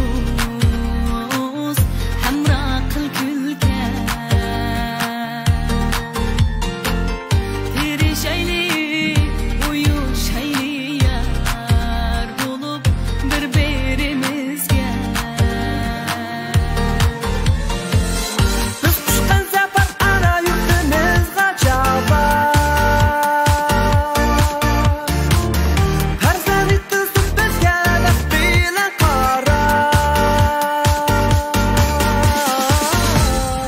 qarab Yurtum sana vücudumda çeksiz muhabbet Fahrleniş, asrab suyuş, davam ta ebed Dua kılay, acır kılay, türküpler mihnet Ana yurtum, öz persentinmen, usulmaz hakikat Sana vücudumda çeksiz muhabbet Fahrleniş, asrab suyuş, davam ta ebed Dua kılar, acır kılar, türküpler mitmer Ana yurtum, öz persentinmen, usulmaz hakikat Ana yurtum, öz persentinmen, usulmaz hakikat Usulmaz hakikat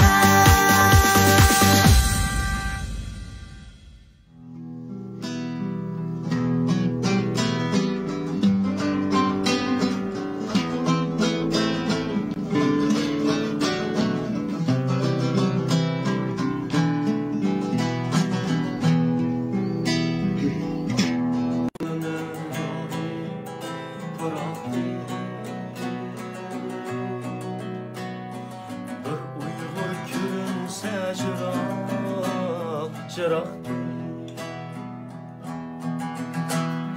Gözlerimden döner gahi bıraktı.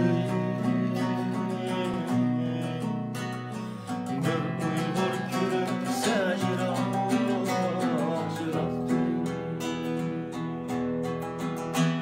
Seviniştiğimizi taşar kırgaktı. Ben seni şu kadar sevindim vatan. Ben seni şu kadar sevindim vatan. Seviniştiğimizi taşar kırgaktın. Ben seni şu kadar sevindim vatan. Ben seni şu kadar sevindim vatan.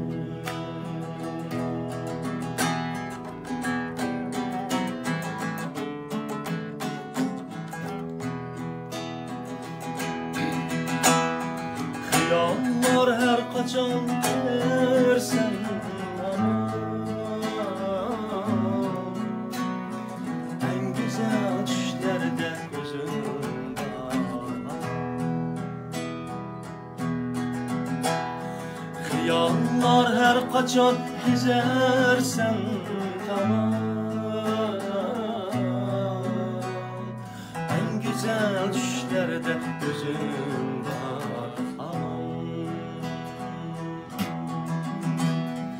Bağrında gömülmek en güzel armağan. Ben seni şu kadar sevindim vatan. Ben seni şu kadar sevindim vatan.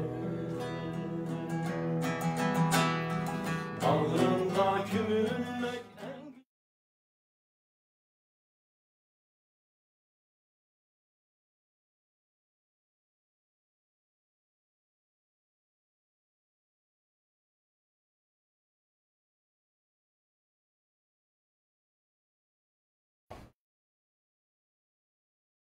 Arkadaşlar bu nima Michigan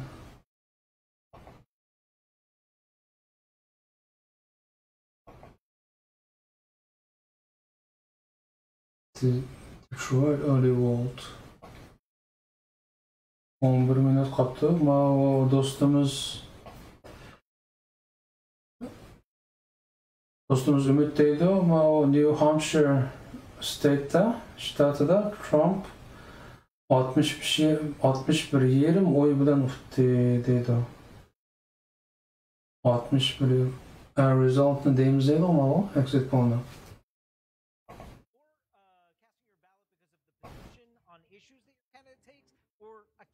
Personal qualities. Take a look at this. 73%, an overwhelming majority said it's the candidate's position on the issues that was most important to their presidential vote. So let's dig into some of those issues. On Obamacare, should the Supreme Court overturn Obamacare? 53% say keep it as is. That's a majority. 42% say overturn it. On the issue of Supreme Court appointments, how important is Supreme Court appointments as a factor in your vote? 61% of the electorate says it's an important factor. 11 minutdan keyin 10 minutdan keyin qaraganda bir bilan deydigan o'xshaydi, natija to'g'riliq. Qarab baqala qani. Hozir yana shu Rice Nation'ninkini eslamdayotdi. Obamacare degan bir narsani Trump qat'iy yo'q o'tman degandi. Ma'loni Rice'ni chaqirganda u yana mo'yindiga o'xshaydi. 60% odam. Federal government dissatisfied. Final hours voting on the way.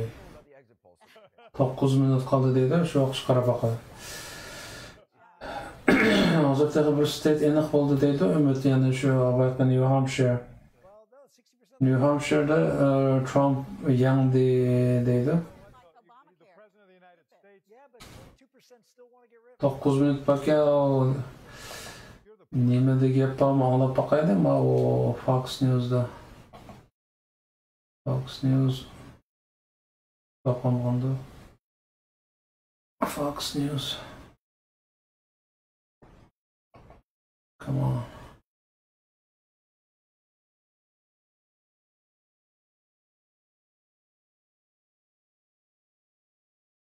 This one and this. Facebook I don't need. Fox News 같은 것도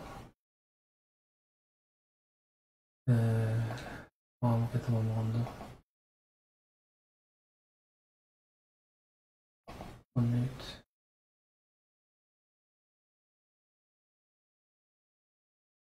Yeah, come on.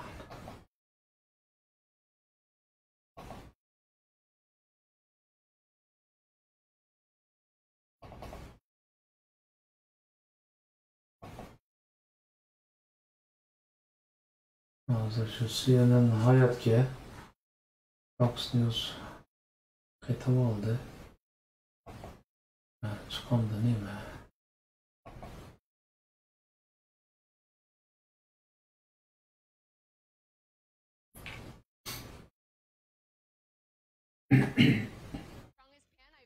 Voy xudoyim bu. Ular e'londagi ma'lum imdod.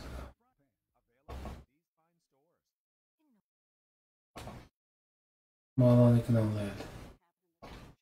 They've had to do exit polls differently this year because of the pandemic. So what in this next hour, for states starting to see votes, what should we look for? Florida. No, just Georgia. No, Georgia, Kentucky. Right. Kentucky. I think first. John spoke about this. I think you look for areas that have sort of cultural kinship to states like Ohio, for example. And so you want to do that. And also by comparing to enthusiasm about the president in some areas that he did very well in Kentucky. Underrunning his totals. You also want to look at how Mitch McConnell's doing versus Donald Trump. I mean, as for me as a Republican, I'm equally concerned about holding the United States Senate and making sure that that if whatever happens at the top of the ticket, we at least have a check on Joe Biden if Joe Biden is going to be the president. So looking at how McConnell runs versus Trump and whether senators are running better than Trump would be an encouraging sign to me to see. Indiana too. Yeah, Indiana doesn't have a Senate race this time. No, but we'll be seeing what's going on in Indiana and what the that we need to watch. Also, I think the issue that is motivating people, at least on the Democratic side, is none of those issues. It's, are we going to have a democracy? I mean, people feel an existential threat from the way that Donald Trump has conducted himself. He seems to be running against the election. Biden is running in the election. It seems that Trump is running against the election. And so I think there's an existential threat and dread that people might say, listen, I'm doing fine on Bu CNN'dekiler hakikaten kalısıdan ketip kaptı. O kadar mı öşmeli kalamdı hazır. Trump'ni yana şöyle qaydığı, qılmaydigan demokratiyanın prinsipleriga qarşı iş qiladigan Aşındaroq bir adam tasvirlayapti da bular.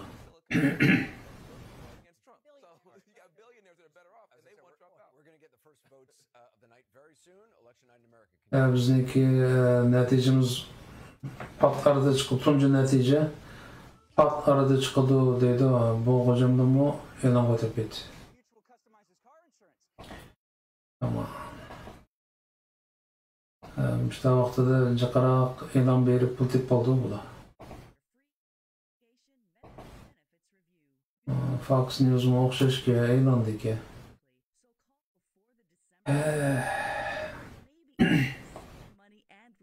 Additional benefits. Call 800-454-1178. 800-454-1178.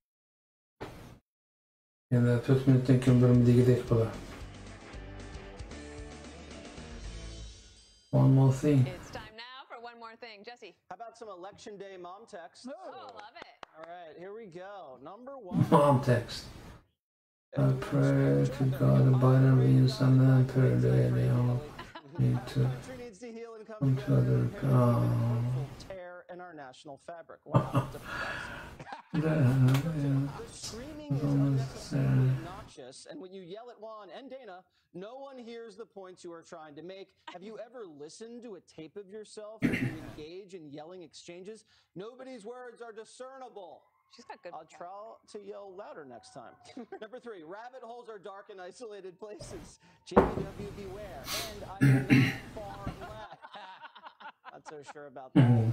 Also, you always had a wonderful imagination. And your Hunter story is a wonderful imaginary conspiracy scenario. Mom got the talking points. And lastly, you are looking handsome as always, but sweaty.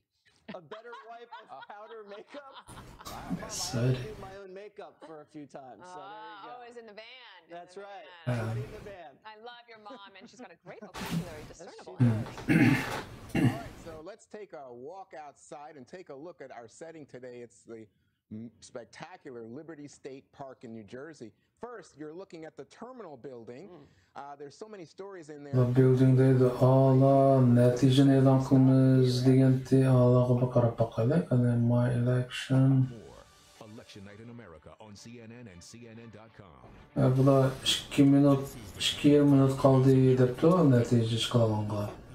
Ya'ni tunji natija bir shtatdan kelishi mumkin bu natija. 50 shtatning hammasining natijasi chiqib qolganda umumiy natija chiqadi. Hozir shu tunji shtatniki natijasini e'lon qilishi mumkin bo'ladi. Oho, CNN qomdek e'lon bo'lib turibdi. Bu undaq emas deyilgari. Benefits through your Medicare Part C plan for one low and oftentimes $0 monthly plan premium. You deserve to get the most from your Medicare. Yeah, come on, man. Free information that helps you get more. Be you to get rid of them. There is no obligation to enroll, whether for yourself or someone you love. Call on the screen now. Call now. I'm Jeff Sullivan in the final hours of the Biden campaign, and this is Closed captioning brought to you by mesothelioma. Mesothelioma is all we do. For over 10 years, we have offered a free book on mesothelioma. Call 1-800-400-2802. Shit. 1 minute.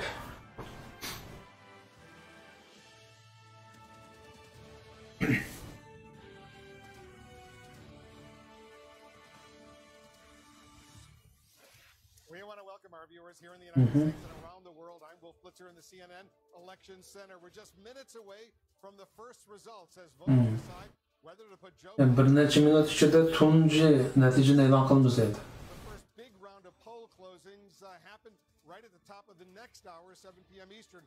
That's when voting ends in Georgia, Indiana, Kentucky, South Carolina, Vermont, and Virginia. Some polling places in the Eastern time zone in Indiana and Kentucky, they are closing right now, and we expect early results from those two states at any moment. 60 millatning natijasi chiqdi hozir. On the line in the next hour, remember, 270 are needed to win the White House. Georgia's 16 electoral votes could be pivotal as the once reliably red state is now a competitive battleground. Jake, we're in uncharted territory with a record-breaking number of voters already having cast their early ballots in person or by mail. And many more are voting right this minute. We've been seeing pretty steady streams of people showing up at some of the polling locations that we're monitoring in battlegrounds, including Arizona and Iowa and Michigan, as well as in Georgia, where voting is in its final hour. Our correspondents are getting new information about the campaign strategies in these closed elections. Let's go to Jeff Zeleny. Jeff, what is Team Biden doing right now? Well, Jake, throughout the day, the turnout reports have really been extraordinary, and the Biden campaign has been watching these with great interest. Of course, the Trump campaign has been as well, because many Republicans have said they intended to vote in person today.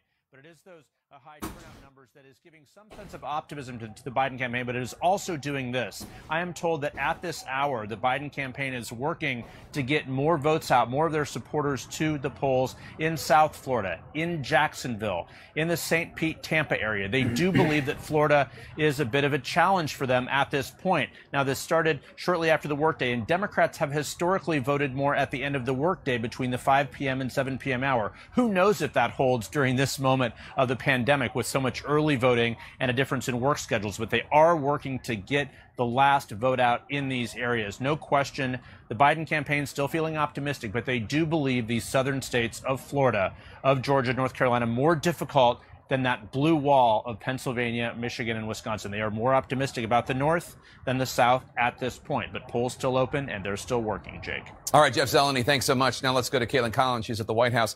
Caitlin, how does the Trump campaign see this night playing out?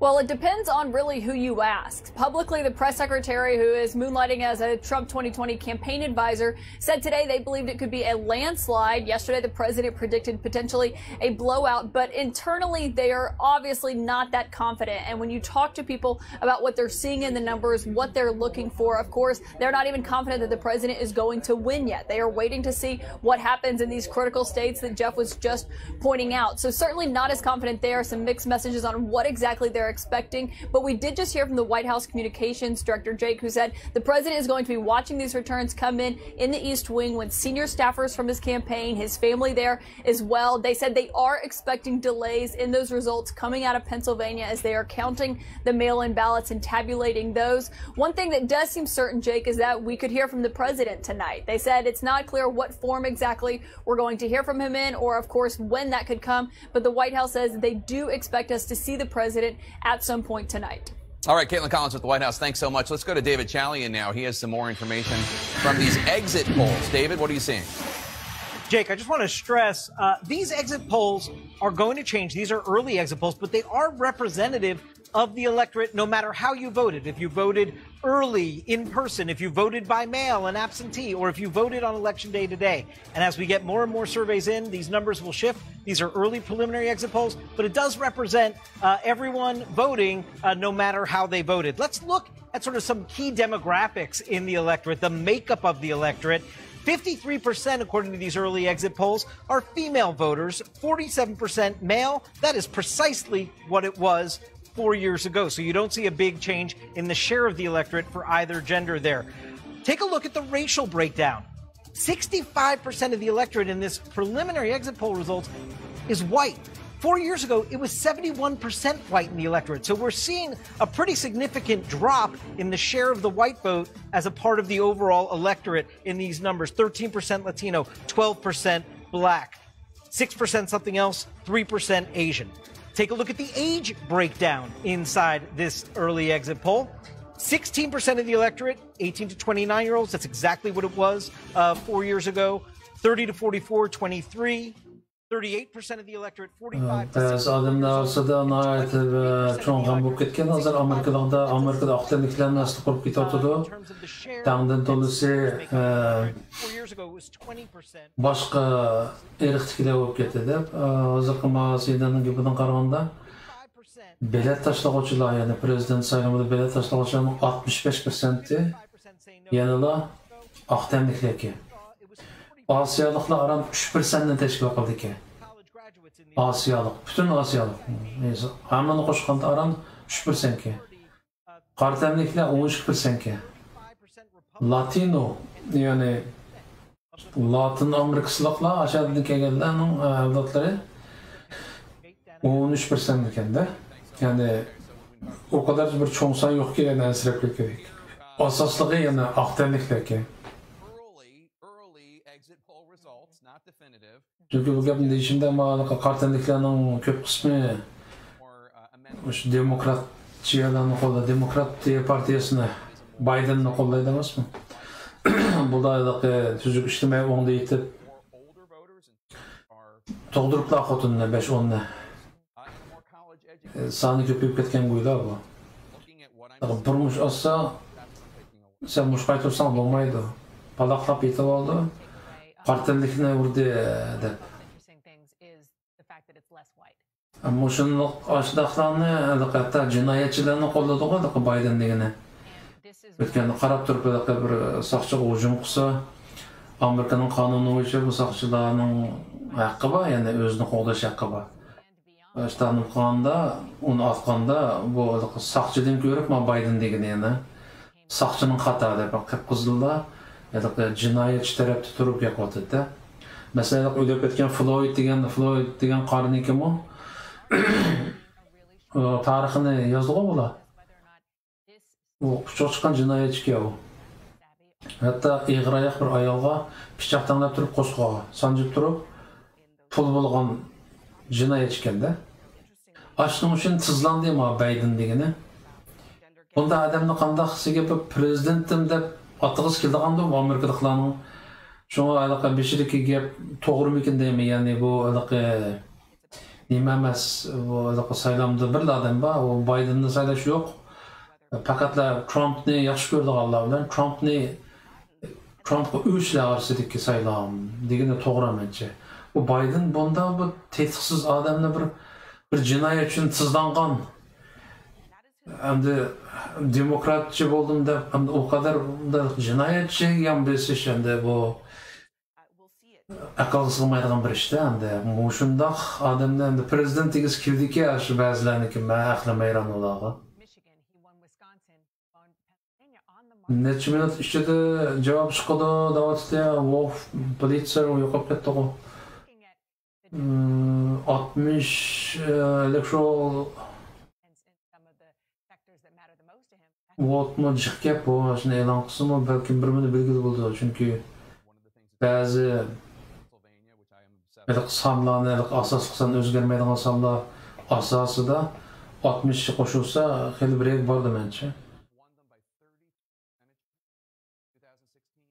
According to polls, he's only winning them by somewhere between 50 If that holds in the vote today, that will be good for Biden. But again, polls are not facts. Polls are not. That's absolutely right, Jake. John King. Let's take a look now at the path to the all-important 270 electoral college votes you need to be elected president. That's why the conversation we're following is so important. What is the electorate? What is the composition of the electorate in which states? That'll take us a long way there. But Joe Biden's trying to do two things tonight.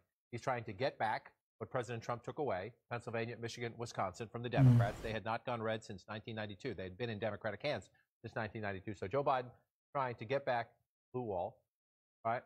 He's trying to hold all the Clinton states. That would be Colorado. That would be that would be Nevada. That would be Minnesota. That would be New Hampshire. Right? So there you go. You get the Clinton states back. That gets you to 278 right there. If he can just get Pennsylvania, I say just get. That's not easy. Pennsylvania, Michigan, Wisconsin. You get those back to the next president of the United States. That's the first thing he's trying to do. Get the Clinton states back. Don't lose any of them. And then get back those three. That's Joe Biden's goal. Then he's trying to do what Abby and Dan and Jake were talking about. If you get the diversity of the electorate. Democrats have said for some time, Georgia eventually will be our state. We're growing in the suburbs. African Americans, Latinos. Arizona will eventually be our state. The Democratic dreams of the last decade. Texas will eventually be our state. Has Trump put that evolution on steroids? If you look at the demographics, you'd say 2 years from now, 4 years from now, some of those states maybe 6 years from now. But has Trump put the electorate, put that transformation, especially because of the suburbs, and if you get the increased African American and Latino turnout? Can Joe Biden do things like that in the North Carolina suburbs? African Americans plus the suburbs plus young people. In Florida, African Americans, Latinos, the suburbs, and the I-4 corridor. Can he do something like that? He's within reach. Can he do something like that? He's within reach. This is what the Democrats dream of tonight. They do have the opportunity. Opportunity is one thing. Execution, finishing, something else. But that is Joe Biden's path. And then even then, so you're leaving What about Trump? I left Georgia on the table there. So let's go back to the president's map. Trump. You come back, if you're the president of the United States, if you're an incumbent, you start with this. And we know President Trump is obsessed with this. To this day, gives copies of this map when people visit him, when he talks about the campaign, when he's traveling. This is what he talks about. If you're Trump, you've seen him the last few days spending a ton of time here, here, and here. He loves this map because it made him president. That's not a criticism. That's a compliment. This is how he won the presidency 4 years ago. Yes. So his point is defend it. Here's the question. We know his approval rating is in the mid-40s. We know the coronavirus pandemic is all across the country. He's likely to lose something. The question is, how much can he afford to lose? If you think about it, late in the campaign, the Biden leading... Yani şu konuga Trump, President Trump şu korona Xitoy virusi sabablik nurg'un odamlarni ovozini yanglamasligi mumkin belirtdi. Şu odamlarning ko'nglidan qoldi degandek gaplarni qotida prezident Trumpniki shu xalqaro shtatlarga bir necha kun ichida jiddiy harakatda bo'lganligi bir kampanyan qilganligi shu gaplarni qotidi boshqa natijaning gapi kelmagan o'xshaydi qaraganda.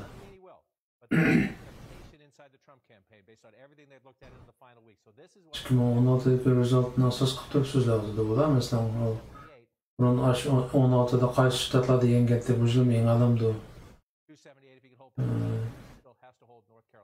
He has to hold Florida. He has to hold Georgia. And he has to hold Arizona. The president is on defense on this map. The best thing about it is... Yani o President Trump yengmesi bo'lmaydigan shtatlar ma'vola deb nopotidi. Sanab chiqdi hamini. Very close.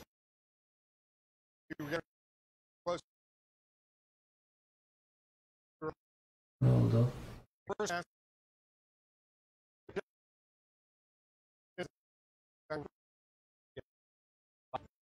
Come on.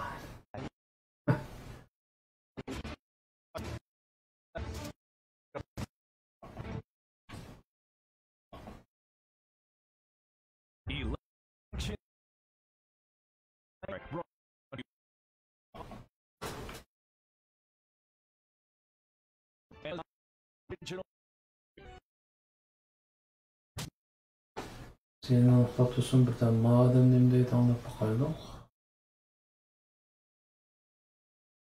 Hello.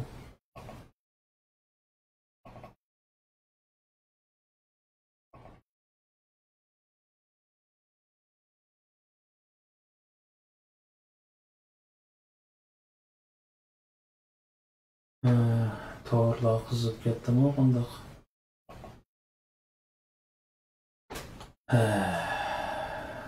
Hozir minus Yevropadami, nurg'un davlatlarda menga o'xshash uxlamay o'tog'i lozim emas. Ya'ni natijasini ko'ramiz deb. To'g'rilar qizib ketdi o'g'ay.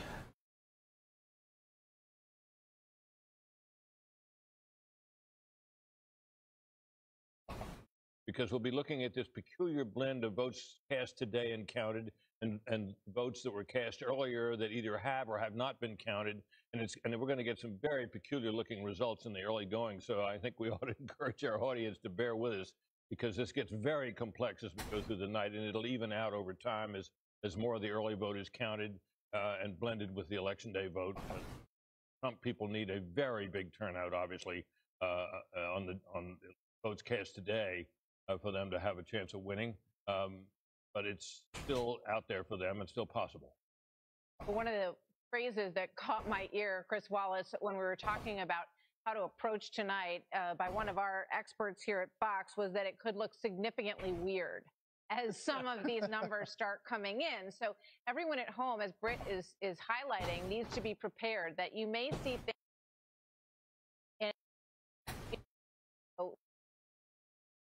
Southern state or in Ne diyor bu?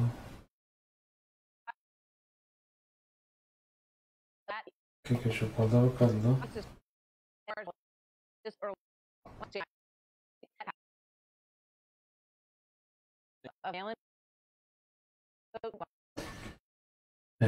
Sen tutturana kadar işte ben bana bir konuşayım. Bu mu değil bu?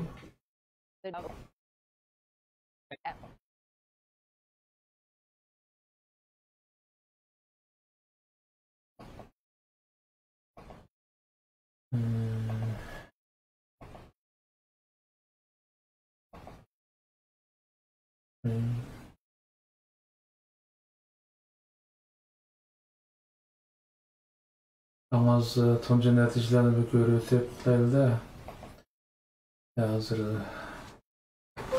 bizden bu yerde 12 yerim bulaydı, yerim gece.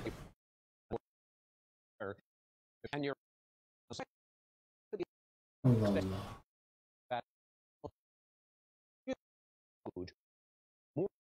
Ne oldu?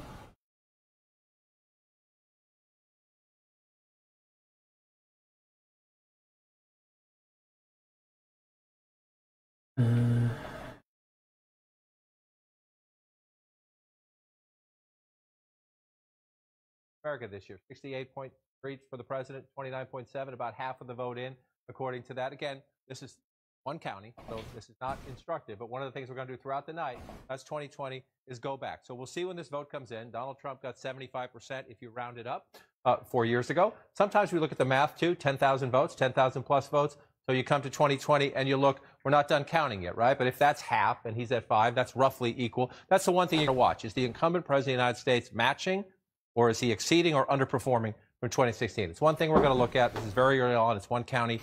Nobody should be doing anything, getting stressed or happy at home. We're just getting started. But Indiana is the first thing to come in. Wolf, we all have our little quirks about election nights. This is Greene County. You come over here, Vigo County. No votes in Vigo County yet. You can go all the way back to 1956. This county has always gotten it right. It's one of the places we'll watch tonight. In Vigo County in 2016, voted for Donald Trump. Vigo County in 2012, voted for Barack Obama, even though Indiana was going back to the Republicans. So Vigo County is just one of my quirks on election night. It goes all the way back to 1956. They've had it right. So let's come back to 2020, though, because here we are in the here and now. Just one county here right now, but Indiana, reliably red, Mike Pence's home state. Nobody expects Indiana to go blue tonight, but it will teach us some things. Number one, you come up here to Lake County, Gary, Indiana, African-American turnout there. Are African-Americans in a state they even know Joe Biden is likely to lose? Are they turning out? Right? You want to watch that. You want to watch that everywhere. Is he turning out his dynamic? One other thing you want to pull out here, and I'm going to break the country down by counties, and then come in here. You break the entire country down by county, and you come up through here. Here we go. I'm in the wrong place. I'll find them right here for you. You come up here and you find these suburban counties. One of the things we're going to look at tonight, and I'll pull out the map to come to the entire country, is you see the gray areas. These are communities known as suburbs, the suburban communities identified on this map across. One of the things you want to look at, if you go back to 2016 and look, you see a lot of red. Donald Trump narrowly won the suburbs back in 2016. And you see there are a number of places in Indiana, the state we're talking about, in getting our first votes, especially around Indianapolis here. This is one thing we're going to study all across the country tonight. So even though Indiana is likely to go red in the end, it will tell us, is Donald Trump in the suburbs, places like Hendricks County, 64% 4 years ago. There are no votes there yet. What does he get this time? This is one of the things we're going to watch throughout the night, not just in Indiana. You mentioned Kentucky. Kentucky comes up soon. I mentioned this earlier, but the Lexington suburbs in here. This is the Lexington covers. We got some numbers just coming in. Well, then here we go. Let's pop and see them. Let's switch over to 2020. Let's come out of this here and close this up. And you see your first votes right here. South of Lexington, north of Bowling Green, Casey County. It's 0.4% of the population of the Commonwealth of Kentucky. But look at that, 85.8%. If you go back in time, Donald Trump got 85% there then. So in these very early results, he's essentially matching what he did, both in this county here in Kentucky, that county there in Indiana, the president matching at the moment. Is that significant? We don't know. Two counties. Go back to Indiana for a moment, John, because there's a county. Kentucky'da President Trump 68%'ga hazır. Küçük county, küçük rayonda.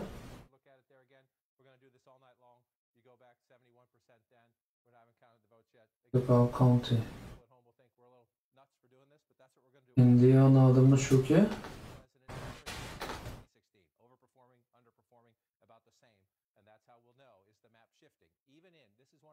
Indianapolis.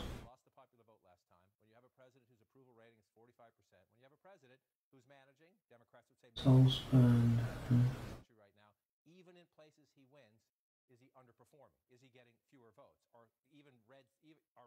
Kentucky. Kentucky'de herhalde Trump'ta kolaylık olacak ya 81%. Electoral votes. Indiana'da 11 electoral votes'ta Trump 68% ki. Yani iki ştatta kadar aldı ki herhalde. 8, 11, 19. Kentucky'de 73%. 8. Ya en az 3 ştatta yeni poptu Trump hakkımız 20 neçe bilet poptu. Ne anlat ki tabi bile.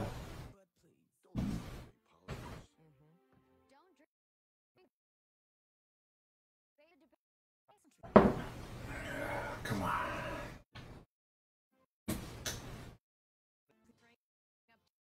Shit, yeah.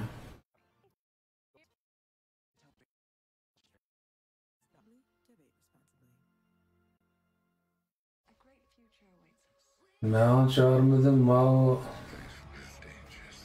televizor verip atamda kompüter. Şu yarım saat oldu program kaldı oldu. En az hali yaş haberler kavatıdı. Indiana'da, Kentucky'da, yeni bir yanette bir ştatta President Trump'ınki hali de yok ki hazırda çeşitli olan nimeden açıda. Ştatta yenip de hesapta. Bu yaxşı haber herhalde. Bir yaxşı haber oldu aktardan hoşuma bilen. Ertegiçe inşallah bir 270 kişi kesse Trump hakkımızdan Indiana açıyor.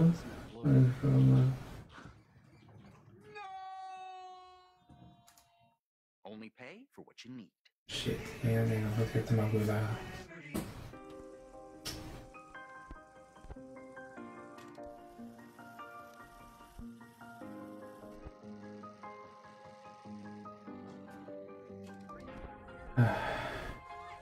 Since pioneering the SUV in 1935, the Chevy Suburban has carried many things. Nothing more important than family. Introducing the most versatile and advanced Chevy Suburban Tahoe. Bu neticesi mening o'ylaganimdan ko'p osti chiqadigan o'xshaydi qarindoshlar. Herhalde dastlabki natijalardan qaraganda raqamniki yaxshi natijasi oldida ketyapti. Ba'zi bir necha shtat Indiana, Texas, Kentucky degandek aholisi ancha ko'p bo'lgan shtatlarniki natijasidan qaraganda hozir birisida 60 necha, birisida 80 necha % oldidagi. Ya'ni hozirgacha sanalgan bayonotlarning ichida qaraganda bu 3 shtatni yengidek.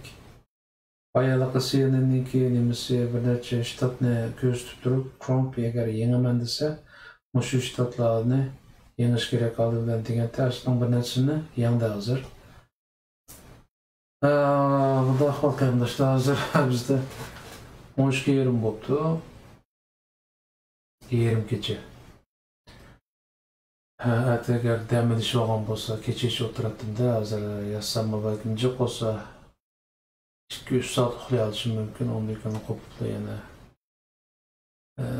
ishlaydigan gap. Shunga qarindoshlar, mushaqcha oxirgacha turib bergan qarindoshlarga rahmat. Agar boshqa qit'adagilar bo'lsa, men o'sha davomli ko'rdim buni televizordan. Yevropadagilar bo'lsa, dam olishimiz kerak. Hozir yana Neyimini davatıda badem qisqa ko'z tutib, anadaki ben uyqanlıqda. Indiana'da 66%, Trump'daki Kentucky'da 65%.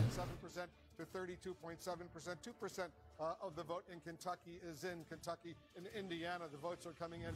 John came very, very early, but totally expected in these two red states. They are, Wolf. Come on over. We get to totally expected dedi, yani bular mı oldun mo'ljallangan ki bu natijaning o'ngishda bo'lganligini u shtatda. Bunun ta'sir qanchalik bo'ldi bilmaymiz deydi. Buni ko'ramiz. Tamam. Hozirgi ahvoldan qaraganda bu dastlabki natijalari o'shoq adam ozroq shtatlarniki bo'ldirib chiqadigan o'xshaydi natijasi. Chunki ularda son oz bo'lgandan keyin sanab bo'lgan o'xshaydi. Ammo tugamabdi herhalde, ko'p qismi sanab bo'lganligini dedi. Bularmi bizning farzimiz deydi, işte mo'ljalligimiz deydi. Qarindoshlar, men ekranni taqay. Hozirgacha birga o'tirgan qarindoshlarga ko'p rahmat. Atlik inshaalloh bir yaxshi xabar bilan uyg'onish nasib bo'lsin hammamizga. Xayramiz qarindoshlar, Allohga omonat. Men ekranni taqadim. Rahmat sizlarga.